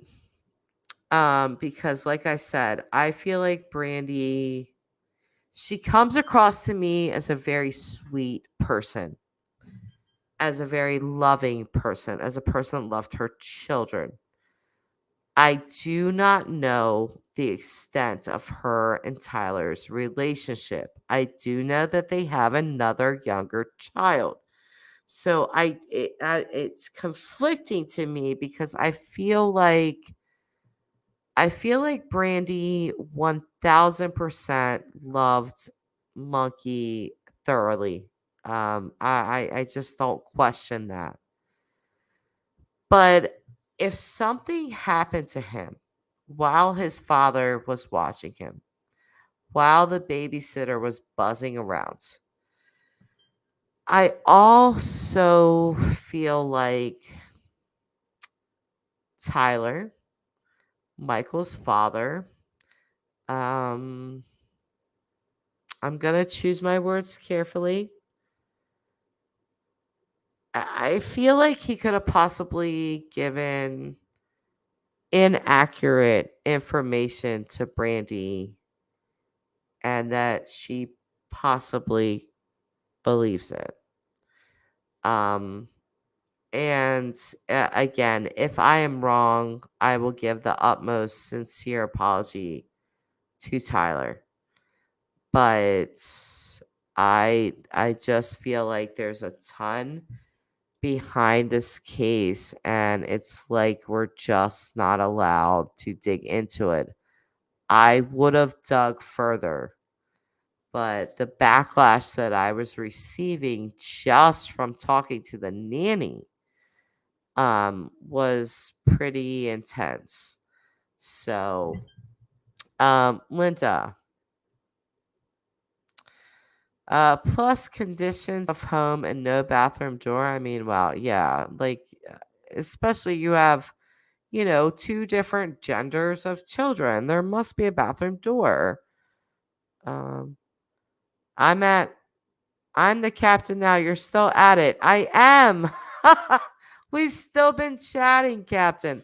This is by far my regular people. Linda will tell you I don't like to go over an hour. So almost going on 4 hours is a very long time for me. That is not my typical. I just there's just been a lot to talk about tonight. I don't know. Raybird. Yes, I felt Brandy was sincere with her emotion. Yeah, I did too. There's pain, you just feel that pain with her. But then on the flip side, Ray, and you don't have to answer this, but with that emotion, I felt like there was a flip side to her that was almost like putting up your hand to your face, like I don't want to see that. I feel sad. My son is gone. My heart is broken. I want him back. And then also a hand up on the side of her face. Like I don't want to see what I don't want to see. That's just my opinion. Linda. What, Linda? I don't know, AV. Are you talking about AB? No. I am talking about AV Watchman. Go to my community tab. And I actually posted something that he posted live. AV Watchman has thoroughly covered the West case from beginning until now. This man was truly dedicated. He did not give up. He kept watching and watching and watching and coming up with different things. And he there's a lot of information that AV can tell you about this case. So I'm the captain now, says Angel's words. Oh, here we go. Hang on a second, Captain. I'm gonna read it, but hang on.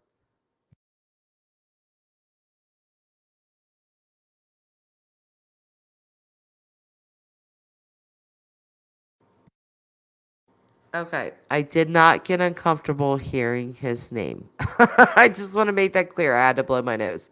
So, I'm the captain now, says angels worship Jesus. He's thinking about it. Jesus loves humans. Humans get uncomfortable when hearing his name. No, I don't. I don't feel uncomfortable at all. Maybe some other people do, but I don't. So Raybird says, I am a clean freak and almost fell on the floor when Chris showed the Pulse House. Oh my goodness.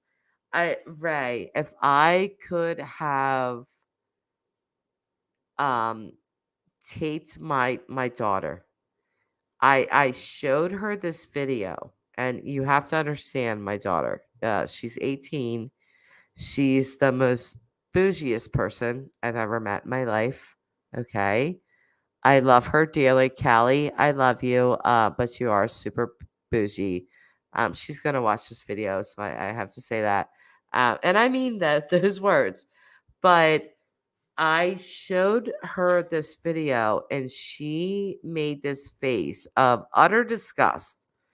And I'll tell you, she's highly judgmental. She's judgmental of me even, but she made this face that was just utter disgust, and she was like, "That is disgusting." And it was like the way she talked, that I like mentally I was thinking that, and then like a period. That is period disgusting. So yeah, my daughter shares your views, just so you know. Linda, could someone please clear up Summer's haircut? Was it headlights or an accident? You know what, Linda? I gotta say that I saw, a bunch of different pictures, and what Don said seems to be true to me. Um, because he said, she took it right up her head, and she wouldn't stop with that. Again, I have a 5-year-old daughter. I talk about her, Aubrey. My daughter did the same thing, except for she took my fiance, her father's beard trimmers, and my daughter went right into the top of her head and shaved about 2 inches of her hair off. It's been growing back for months. It's not a gorgeous sight, but we're dealing with it. But when I look at pictures of Summer, I do see what Don was kind of talking about, because you see her with her long hair, and then you see her hair really crazy and uneven, and it does look like she tried to do that to herself. So I'm not I'm not going to go too in the weeds and speculate too much on that, but one has to wonder why she would want to do that. Um was it headlights? Was it hot? Was your parent looking at you as something different than they should have been? Um I don't know. So Raybird, we've heard multiple stories about the shaved head, and no one knows what the truth is. That is the truth. But Summer's appearance over the last year of her life was obvious that something was going on. I very much so. A picture tells 1,000 stories, right, Ray? Because the pictures that I've seen from Summer when she was really little, like 2, 3, maybe, as opposed to before she went missing, maybe a year or 6 months before she went missing. The look on her face is very different. So we're gonna go on. I'm getting all of my emotions right now. Linda, the one picture with Allie at the well showed red headlights treatment. Oh, did it? Red headlights treatment on table. Oh, did it? Okay, well, let's we have to be real here, Linda. Because I'll tell you right now, I'm not a dirty person, neither are my children, or my fiance, and our family. But last year, my daughter went, or actually, it was my 10-year-old that gave it to my daughter, but my 10-year-old son went to school and he got lice from another student. And he brought that home because my 10-year-old and my 5-year-old, almost 6-year-old are really close. They play together all the time. He gave it to her. And so I had to buy that very same thing and rid their hair of that and comb through it and all of that. So that can happen. Lice doesn't necessarily mean that you're dirty. More people with brown hair get lice than blondes because they hide better in brown hair. And I have brown hair children like myself. So I don't really want to say ooh to that because our family went through that and we're not unshowered, dirty people. So,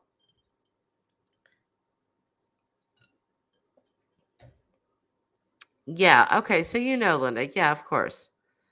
It happens. And it's not, it's not that you don't have to be a dirty person or a disgusting person to have head lice. Um, I kind of freaked out a little bit when my son brought this home. My daughter got it, and at that time, my daughter had really my 5-year-old. We cut about 4 or 5 inches off of her hair, but she had really long hair, and it was an absolute nightmare. Like I had to put this lace treatment in and brush it through this tiny little comb and it was like this was like ongoing for days and days, and it was a nightmare. So, but yeah.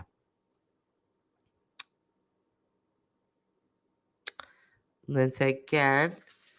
I say ew because I hate creepy crawlies. Me too. It's so gross. And not too many people have Rid sitting on their kitchen table. They don't. But I will tell you that only my 10-year-old and my daughter, my 5 almost 6-year-old got it. But to as a precaution, I did it to myself. My fiance did it. My daughter did it. My 17-year-old son did it. We all did it to, as a precaution. So we kind of did for that for a couple of days, just have like this treatment sitting around. Like we were all kind of like, no, we are definitely not dealing with this. So yeah, that did happen. I have to be honest about it.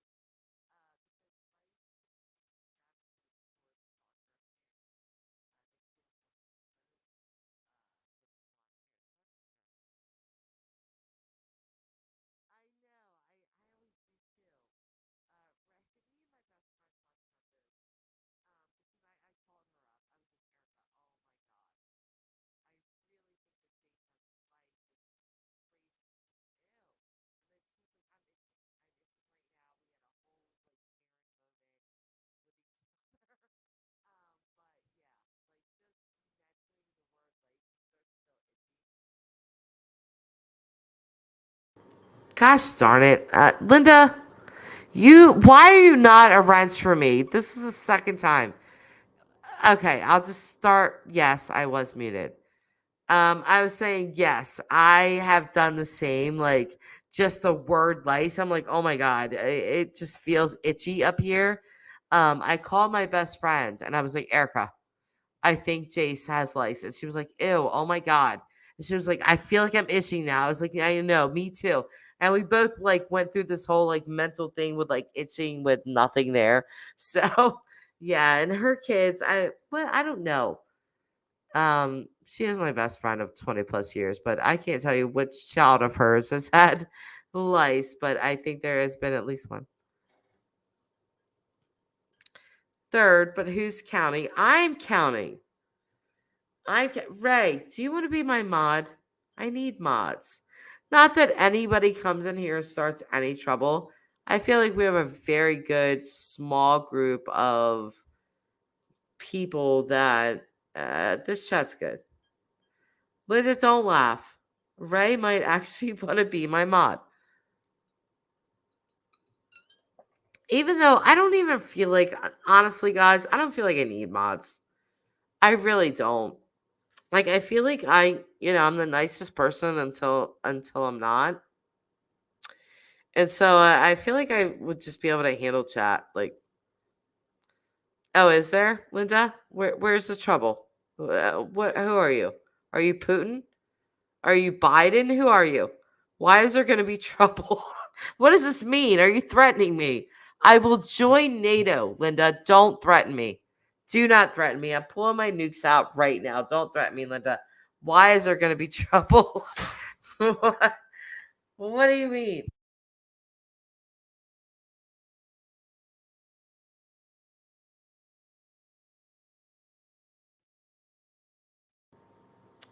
If nukes start flying, you guys blame Linda. I'm telling you. Linda, Ray will take a wrench. Yeah. Will she? Oh, Ray, thank you so much. See, this is Linda. See. Oh, and why can't I do that now?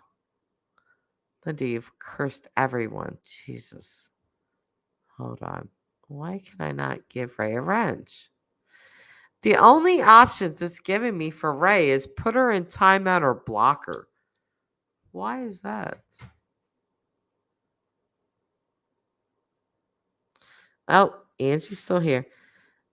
Why can I not give Ray a wrench? I really want to give Ray a wrench. Look, I'm putting up her comment again. Sorry, Ray. I'm just trying to. It was really easy. Like the wrench, like it basically gave itself to Linda. I'm not gonna lie. Linda, the wrench like sort of guided its way to you. I don't even know. But for some reason, okay, you know what, Linda, I gotta practice on you. If it okay, no, it's telling me the same for you. Why can I not? What do you mean? Are you lighting safe or candy? Are you lighting sage or candle? Both. What are you watching my other video? I was lighting both. I want to give why this was so easy before. No, no. I'm sorry, Ray. I'm trying to. Are you sure? I had no problem giving out wrenches prior, but for some reason, it's being weird for you, or weird for everyone, really. Why can I not give you a wrench? Ray, if you've modded before and you know maybe why I'm having issues with this,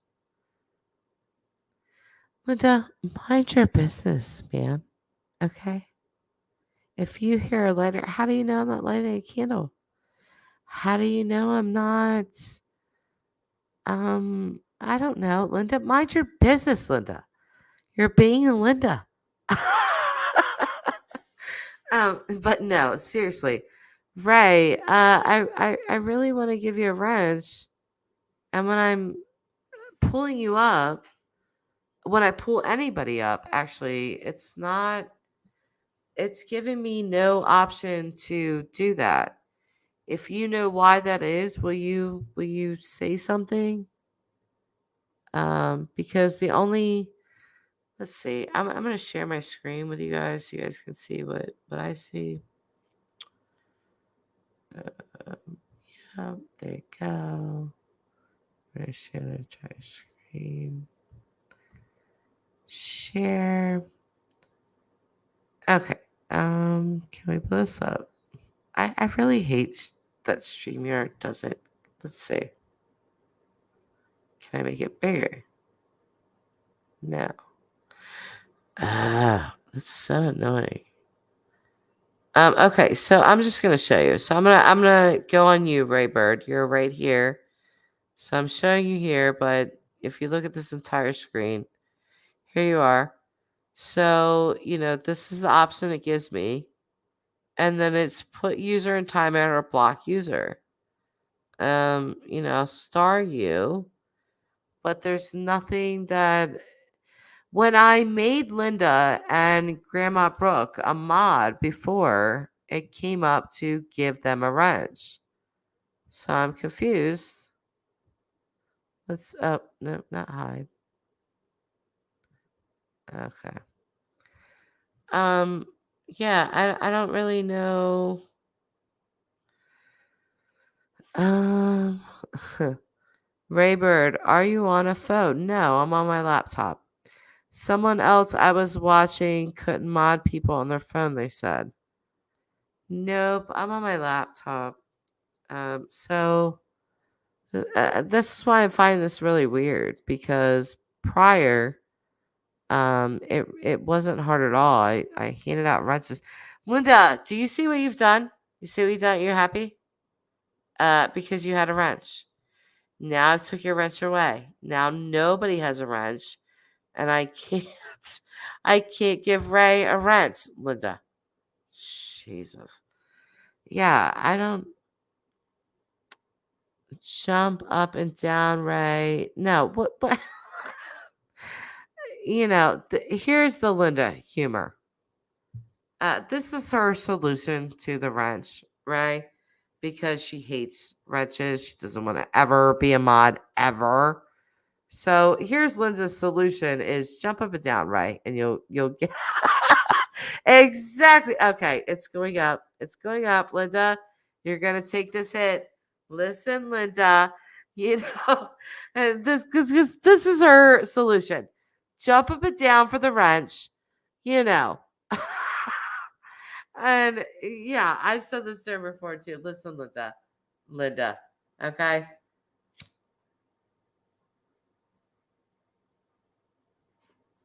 Yeah, I'm not really sure either. I mean, you're seeing exactly what I'm seeing. Like me move my mouse, you're seeing that. So yeah, I don't really know. I don't know how. I don't know. That's really weird. Did not have this issue prior. Let me just click on it here, maybe. Oh my goodness, what is going on? Jesus, Ray, you've taken a. Oh my god, holy crap!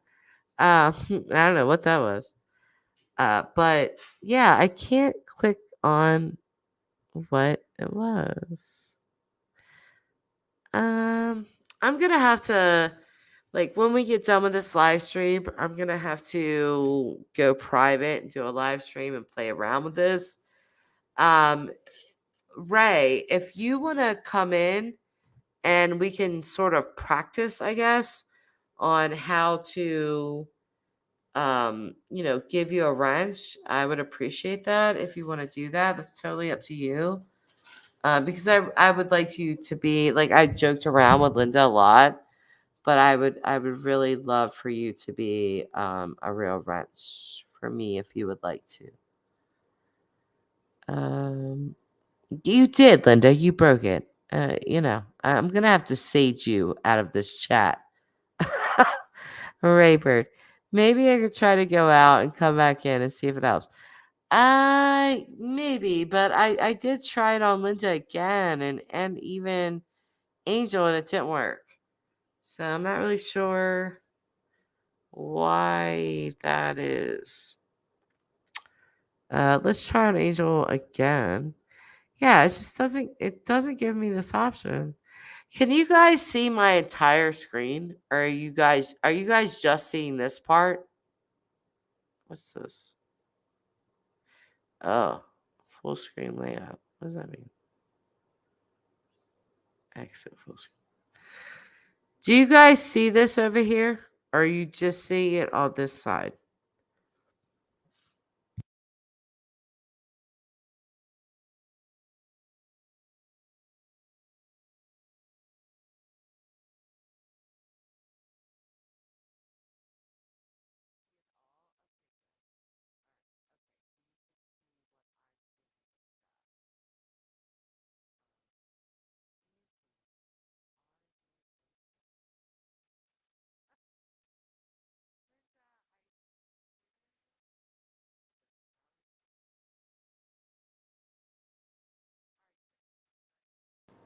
Linda, are you an angel? Did you ask her that?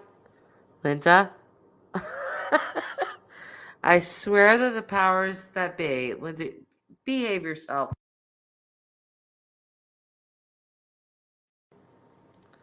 Linda, go into the light. Yeah, you know what? If you call me Carol Ann one more time, I'm putting you up here. Call me Carol Ann one more time. I'm going to show up on your doorstep in a black coat and a black hat, and I'm just going to be tapping. Carol Ann, Carol Ann. You know what? That movie absolutely creeped me out as a kid. Can we change complete topics off of true crime and everything? I don't know how much TV you guys watch or anything like that, but do you guys watch? Did you have you guys watched Love Is Blind on Netflix? Anyone? Anyone? They're here. Yeah, that's you, Linda. You're here. Linda, I swear, I think you're probably one of my favorite subscribers, like in the top 5. Nobody watched Love Is Blind season 2? Oh my gosh, what is wrong with you?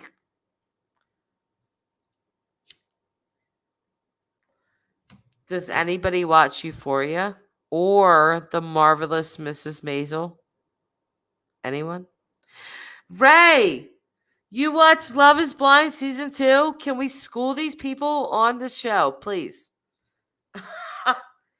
If you guys have not watched Love Is Blind on Netflix, let me give you a little brief synopsis, okay? So you might be thinking reality show. You're thinking correctly. Oh, Angie, yep. So, but here's where the show differs from like The Bachelor and all that kind of stuff. The creator of this show, he got like what are they called? Like tankers. Not tankers, but like what are they called? It's something like a large, like basically what you would put trash in. But he turned them into pods. Okay. And so these pods, he had people come in. He focused in the same city so that if something were to happen, they would be in close proximity. And so he had these people come in. They got initially right away. This all happened within 10 days. Right away, they got like 10 minutes with each person in their own pods. They could not see these people. You have no idea what they look like. There is none of that. You are literally judging them on just their personality and what they're saying they are. Oddly, in season 1, there's 2 seasons of Love Is Blind. In season 1, there is a couple, Cameron and what's her face? Ray, help me. Cameron and his wife. And they are awesome. They met on the show. They fell in love through the pods. They no. Nope. Love Is Blind is I think the last one was last year. But Cameron and his wife, inspirations. And then for season 2, I will have to say and be honest, season 2 was a little bit of a dumpster fire. But I'm waiting for the reunion A lot of people that I thought would say yes said no, yada yada. But it's interesting. It's interesting in the perspective that I always talk about. I love human behavior. I love behavioral analysis. And so for people to not see each other, so there's no basing on looks. You have no idea what this person looks like, how big, tall, short they are, the color hair, anything like that. The only thing that you're hearing from them is their words. So you're hearing their heart, essentially. And that's what they fall in love with. And then they propose before they even look at each other.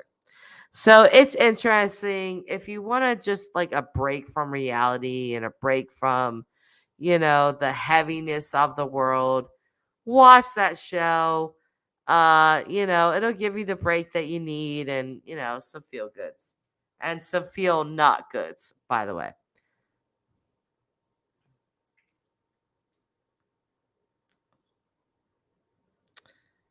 Linda. Linda says, should I stop? Yeah, I think I'm going to stop sharing my screen. So, Linda, ever walked around Walmart and watched people? Uh, yes, and I obviously you have too. How could you not? I'll tell you right now. I live in the capital of my state, and I when I started going to the Walmart in this area, I literally felt like I was surrounded by aliens. Like these people just look different. I swear many of them had third nipples. I cannot confirm or deny this. There's no concrete proof, but these people just look like they had third nipples to me. I did not like it. I felt so uncomfortable. And so, but now, 9 years later, I've gotten used to the third nipple people that I suspect, and I just walk amongst them and they've been okay. So, yeah, I've watched the people in Walmart. And tell me your story, Linda, because I know you have some.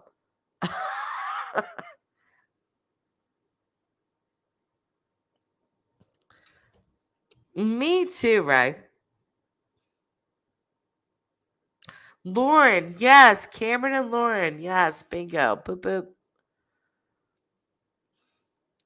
Does anybody watch The Sister Wives? Because there's so big things going on with that. I almost considered like flipping my channel into a celebrity reality show commentary channel because I love these shows so much and they're not such heavy material, but I just can't bring myself to do it because it's my true passion. So,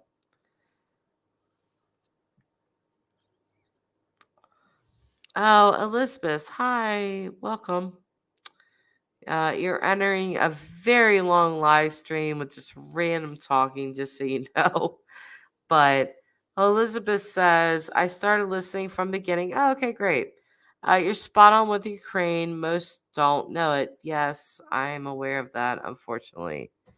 I very much would like to be ignorant to the situation because I feel like it would be easier. As I say, ignorance is bliss, but unfortunately, I'm not. And I know very well what happened in 2008 in Ukraine. I know the deep corruption in Ukraine, and I also know about the 2014 coup that the United States staged in Ukraine, and we have been running the Ukrainian government pretty much ever since. And I've told my channel before. I did a little bit of a video on it. Yes, I have definitely studied Putin, Linda. That when I heard Putin speaking the words that he was speaking, I knew that there was trouble. major trouble like we have never seen before, because I've never heard Putin speak this way. I've heard him speak directly. I've heard him speak bluntly, but I have never heard him come out directly at the United States, at NATO, and lay out what exactly has happened. And the intellectuals of the world definitely know that the 2014 coup happened, but I feel like for the average layman, the average person, they're just unaware of this. They don't know that the United States staged this coup in Ukraine, and it really ignited what we're seeing today. Um, you know, our propaganda, and when I say our, I mean the United States and the West. The propaganda machine is equivalent or even worse than it was with Iraq. We were fed huge lies with Iraq. The same thing is happening with Ukraine. We're seeing, oh, Ukrainians, look at them leaving their families. But you have to do critical thinking here. You're seeing a father, and I'm sure most of you have viewed it. I viewed it several times, and I choked up when I watched it. But there was a father that had to leave his daughter. You guys have to understand that Ukraine at this point has demanded that their males from 16 to 60, they are not allowed to leave the country. They must stay and fight. The world is applauding this and calling them heroes. But the reality is that the United States started this fire in 2014. We have stoked and continued to keep this fire going all of this time. And sadly, the reality of what you are watching is Russia that has had enough. Putin, when I say Russia, I'm really speaking about Putin that has had enough. He's had enough of the BS, and he has finally invaded Ukraine. And to Putin, he is not fighting Ukrainians. He's fighting the US and the NATO within Ukraine that has been there for 8 years or more. So when you hear Putin make a speech that when he's saying, I'm trying to save Russia, and people are like, what the heck are you talking about? You're invading another country. Well, there's reasons behind that. I have special interests. Russia has been one of them for a long time. Putin has been one of them for a long time. Just like astrology has been one of my special interests for a long time. I understand this region. I understand the conflicts that have been happening for a long time. This was not an unprovoked war. This was absolutely the West and NATO inching closer and closer and closer to Russia, despite Russia's protests and requests for them to stop. The United States gave a verbal agreement, and I am an American, but I'm going to tell the truth. I hope they don't storm my house tomorrow and take me to some camp somewhere. But the United States has just blown him off.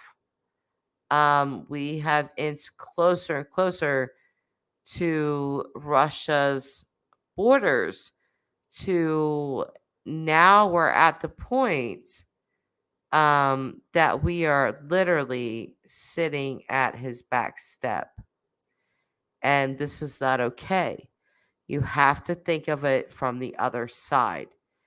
If Russia made a deal with Mexico and they decided to plant bases on the border of Mexico and the United States with their nukes pointed straight at us, how would the United States respond?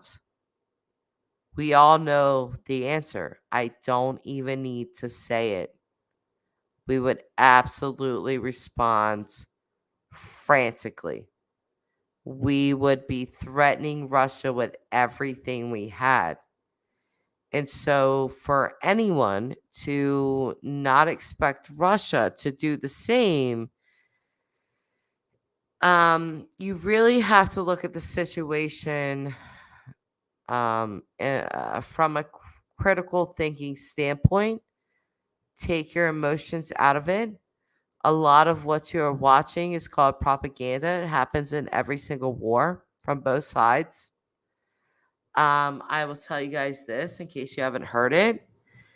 The EU, and this is huge news.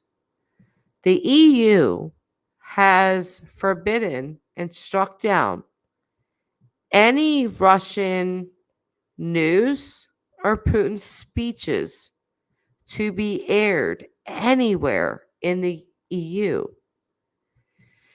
If you're going to call yourself a democracy and fight for that, democracy means freedom. It means choice. So, my question to the EU is, how do you call yourselves those things, but you are only allowing your people to hear one side, and it's your side? Linda, we are bullies. Linda, I'm going to assume that you are from the US. Yes, we are. And that is the fact. And you know what? I don't even want to say yes, we are, because I'm not a bully. Our government is a bully. It took into my adulthood to realize that countries from around the world hated us. They do not like us. I didn't know this, Linda. I really did not know this. The lies that we were sold by our government about the Iraq war. I think I was maybe 10, 11, 12. I believe them. I believe that we were the good guys. That Saddam Hussein was a evil man that was killing his own people, and we had to go in and liberate them. This is the exact narrative that I remember. And I believed it. And I think a lot of other Americans did too.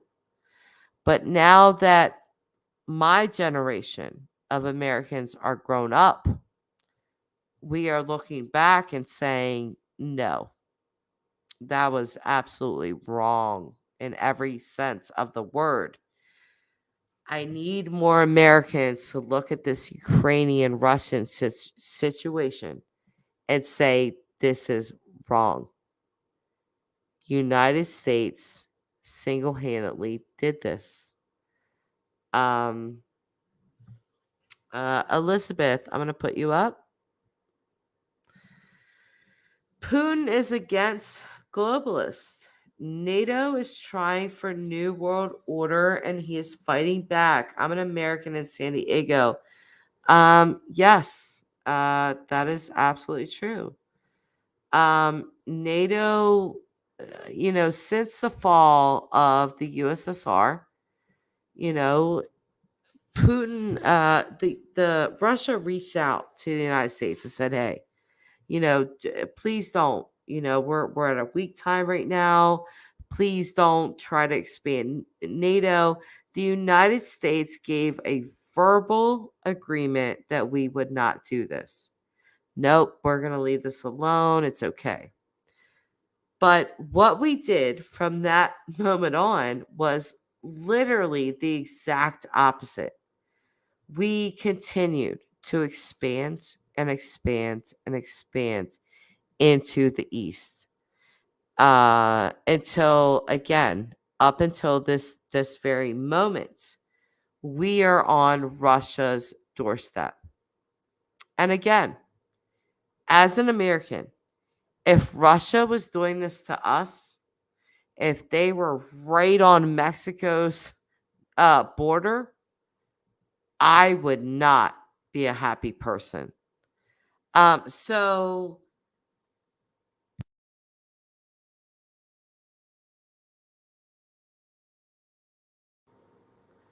you can't necessarily blame Putin for feeling this way.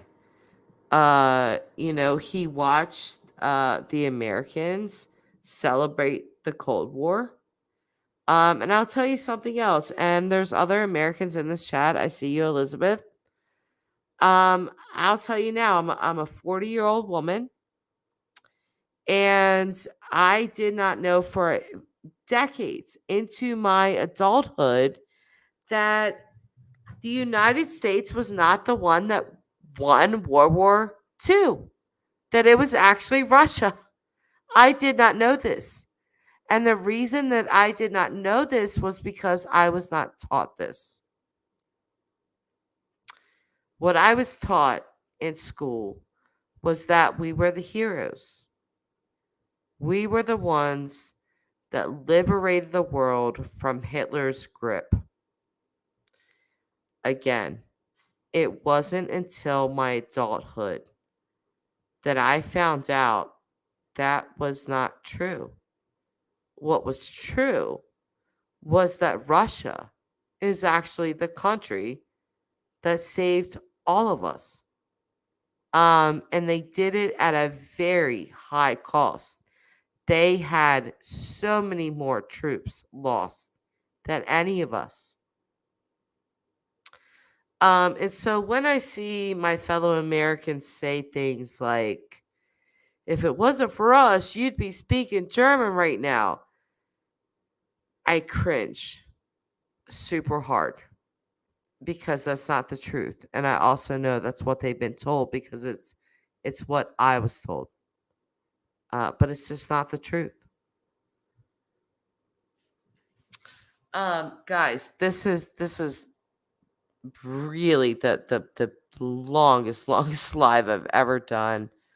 I'm probably gonna get off very soon. Me and my children, my significant other are going skating today with my in-laws.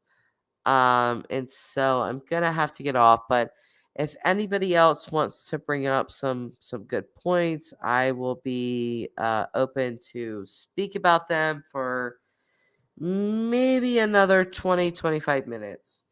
If not, we can end this here, and I will see you guys later.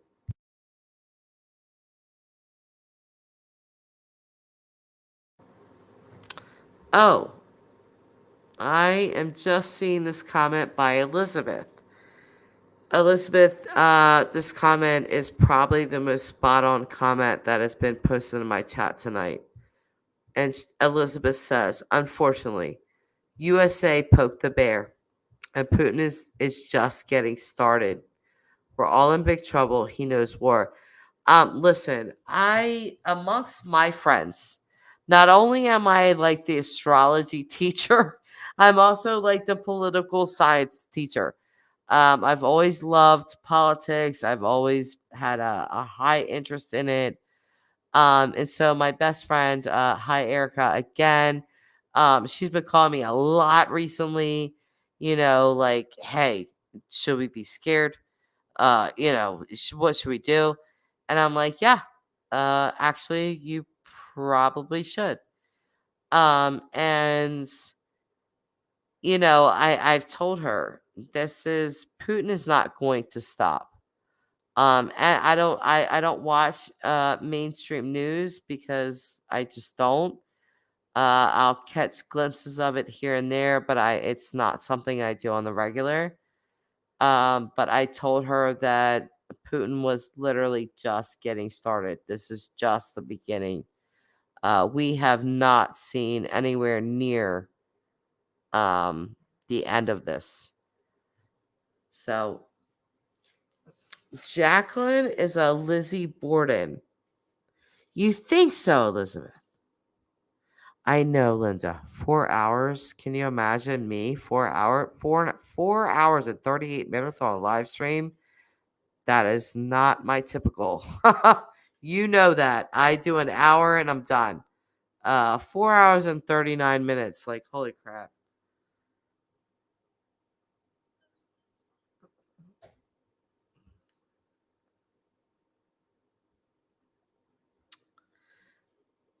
Really, Raybird. I have to highlight you because it's a perfect example.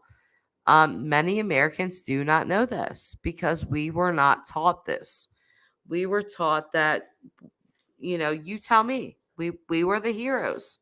We saved the world from Putin. But the reality is not that at all. If the Russians did not fight back, we would have lost that war. In fact, if Germany would have invaded Russia not in the winter time, they most likely would have won.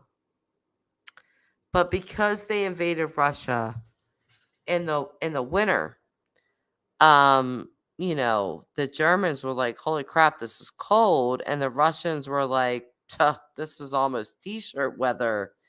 The weather played a huge part in that. But yes, Russia saved the world, not us.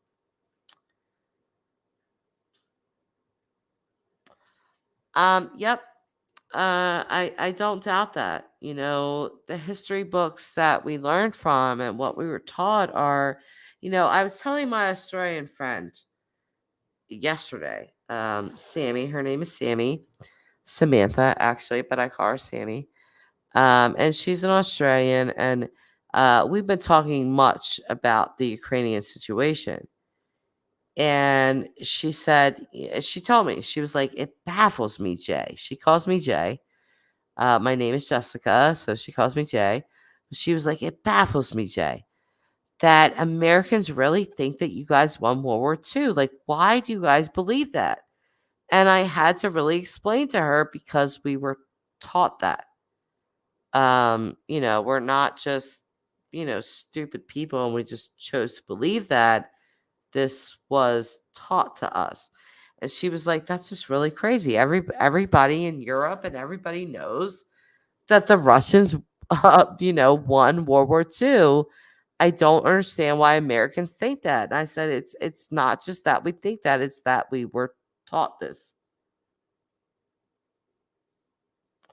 Linda, I think PMJT is good looking. Justin Trudeau. Who doesn't think he's good looking, Linda? Just stop it. Justin Trudeau is extremely good looking. Like, let's just be real here, okay? And if you get me in trouble, and my fiance watches this entire live stream, which he probably won't, but if he does, and he hears me say this, he's probably be like, "Oh, you like Justin Trudeau, do you? Oh, do you think he's hot?" And I'm gonna have to be honest and say, yes, I do. I said it here. There you go. Elizabeth Green. I've enjoyed your comments, Elizabeth, tonight as well. We're spoon fed what to learn at a young age. Yes, we are. Look at look at what's being taught to kids today. I'm 60, impressed with your common sense. Yep. Well, I'm 40, so only 20 years behind you. But yeah. I see it, and it's shocking. Here's Ray saying the same thing. I'm really shocked by this. Yeah, Ray. You're obviously from the US because you thought the same thing that I thought and thought that I knew. But no, that's not the truth. The Russians actually won World War II for us. If it was not for them, we would have lost that war.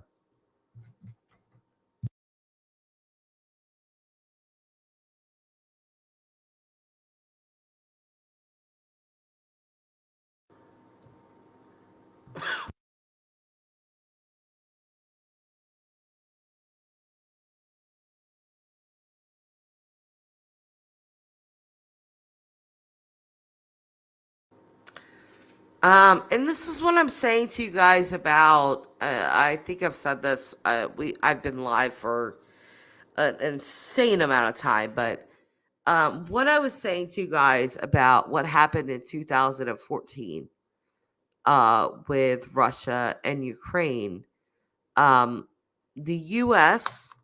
was literally in the center of this. Um, what we did was Ukraine was a really divided country at that time. Um, sorry, I'm coughing. I'm so sorry. But it was a really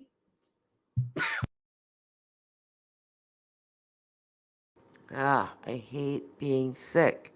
Sorry. But yeah, they were a really divided country. To the southeast, you have a Ukrainian country that is really pro Russia. Most of the people there speak Russian. They identify more with Russian values, Russian ideals. And then to Ukraine's north and northwest, you have more liberal people that are, they speak Ukrainian. They don't identify with Russia as much, and they sort of, well, they don't sort of, they want to join the EU and NATO. So even prior to Russia's invasion, you had a country that was really divided. And what happened was, Ukraine is a really vital country for Russia. They're really, really vital because they're a large country and they're a buffer country. They really separate NATO from Russia. Even though there are two countries that are right on the border of Russia that are part of NATO, I think they're Lithuania and another really small country. But if NATO was to try to attack through these countries, they would be really easily cut off by Russia. But with Ukraine, um, if NATO were to control Ukraine, which is the United States' ambition, if they were to control Ukraine, it poses a huge security risk for Russia. We would be able to easily invade them. We would have nukes set on them that would hit within minutes. Going into Russia's borders from Ukraine, you're going to go in slowly. It widely expands, and then Russia would have a very difficult time defending itself. So Ukraine is a very important country to Russia to remain an unaligned country, meaning you don't have to side with us, but please don't side with the enemy. Just remain yourselves. This was Russia's ask to Ukraine. This was also Russia's ask to NATO and the United States. And we agreed. We said, yeah, fine. We won't do any expanding. But again, we did the exact opposite of that. Since 1991, the fall of USSR, United States and NATO have done nothing but expand. We've really swept Europe. There are so many European countries that are now a part of NATO, and Ukraine is a major threshold. So in 2014, like I keep talking about this coup that the United States staged there, Russia was aware of it and they were not happy about it. But in 2014, Russia was not fully prepared to go at NATO or the United States. So Within the last 4 or 5 years, I have been watching Russia develop their nukes. Um, really, actually, Russia has the most high tech nukes in the world. Their nukes are even more high tech than the United States. But I've been watching them develop this openly, and pour a lot of money into. Putin has been pouring a lot of money into the Russian military. So we sort of knew that there was something gearing up, there was something that was coming, and instead of the United States and NATO backing out of Ukraine and letting tensions die down, they doubled down with it. So in December of 2021, so just a couple of months ago, the United States, amidst Russia trying to say to them, do not do this. Do not come into my backyard. You guys have expanded enough. Do not do this. And miss that. The United States officially, openly, publicly invited the Ukraine to join NATO. And this really kicked things into the highest gear possible. So the United States government has known since October of 2021 that Russia was going to invade Ukraine. Instead of calming down this threat and this war, the United States again they doubled down. They did not stop it. Instead, they stoked it. So now, what you're seeing is Ukrainians that heard from the United States, hey, we want to invite you to NATO. They're now screaming out for help, and there is no one coming. Australia has sent in some troops, which is really crazy, but they have. But Australia is not a NATO country. If any NATO country sent a single troop into Ukraine, that is a declaration of war. It will be World War III. So this is why you have not seen this. This is why you are seeing the United States say, nope, we'll send guns and stuff, and you guys can fight them, but we're not sending any troops at all. This is why you're seeing Europe do the same exact thing. Yep, nope, we'll send supplies, not sending any troops. So Ukraine really could have taken lessons from what happened with Russia and Georgia, because this exact same scenario happened with them. The United States announced, that they wanted to invite Georgia and Ukraine into NATO. And Russia said, absolutely not. We're not going to stand for this. We're not doing this. But Georgia took this as a signal that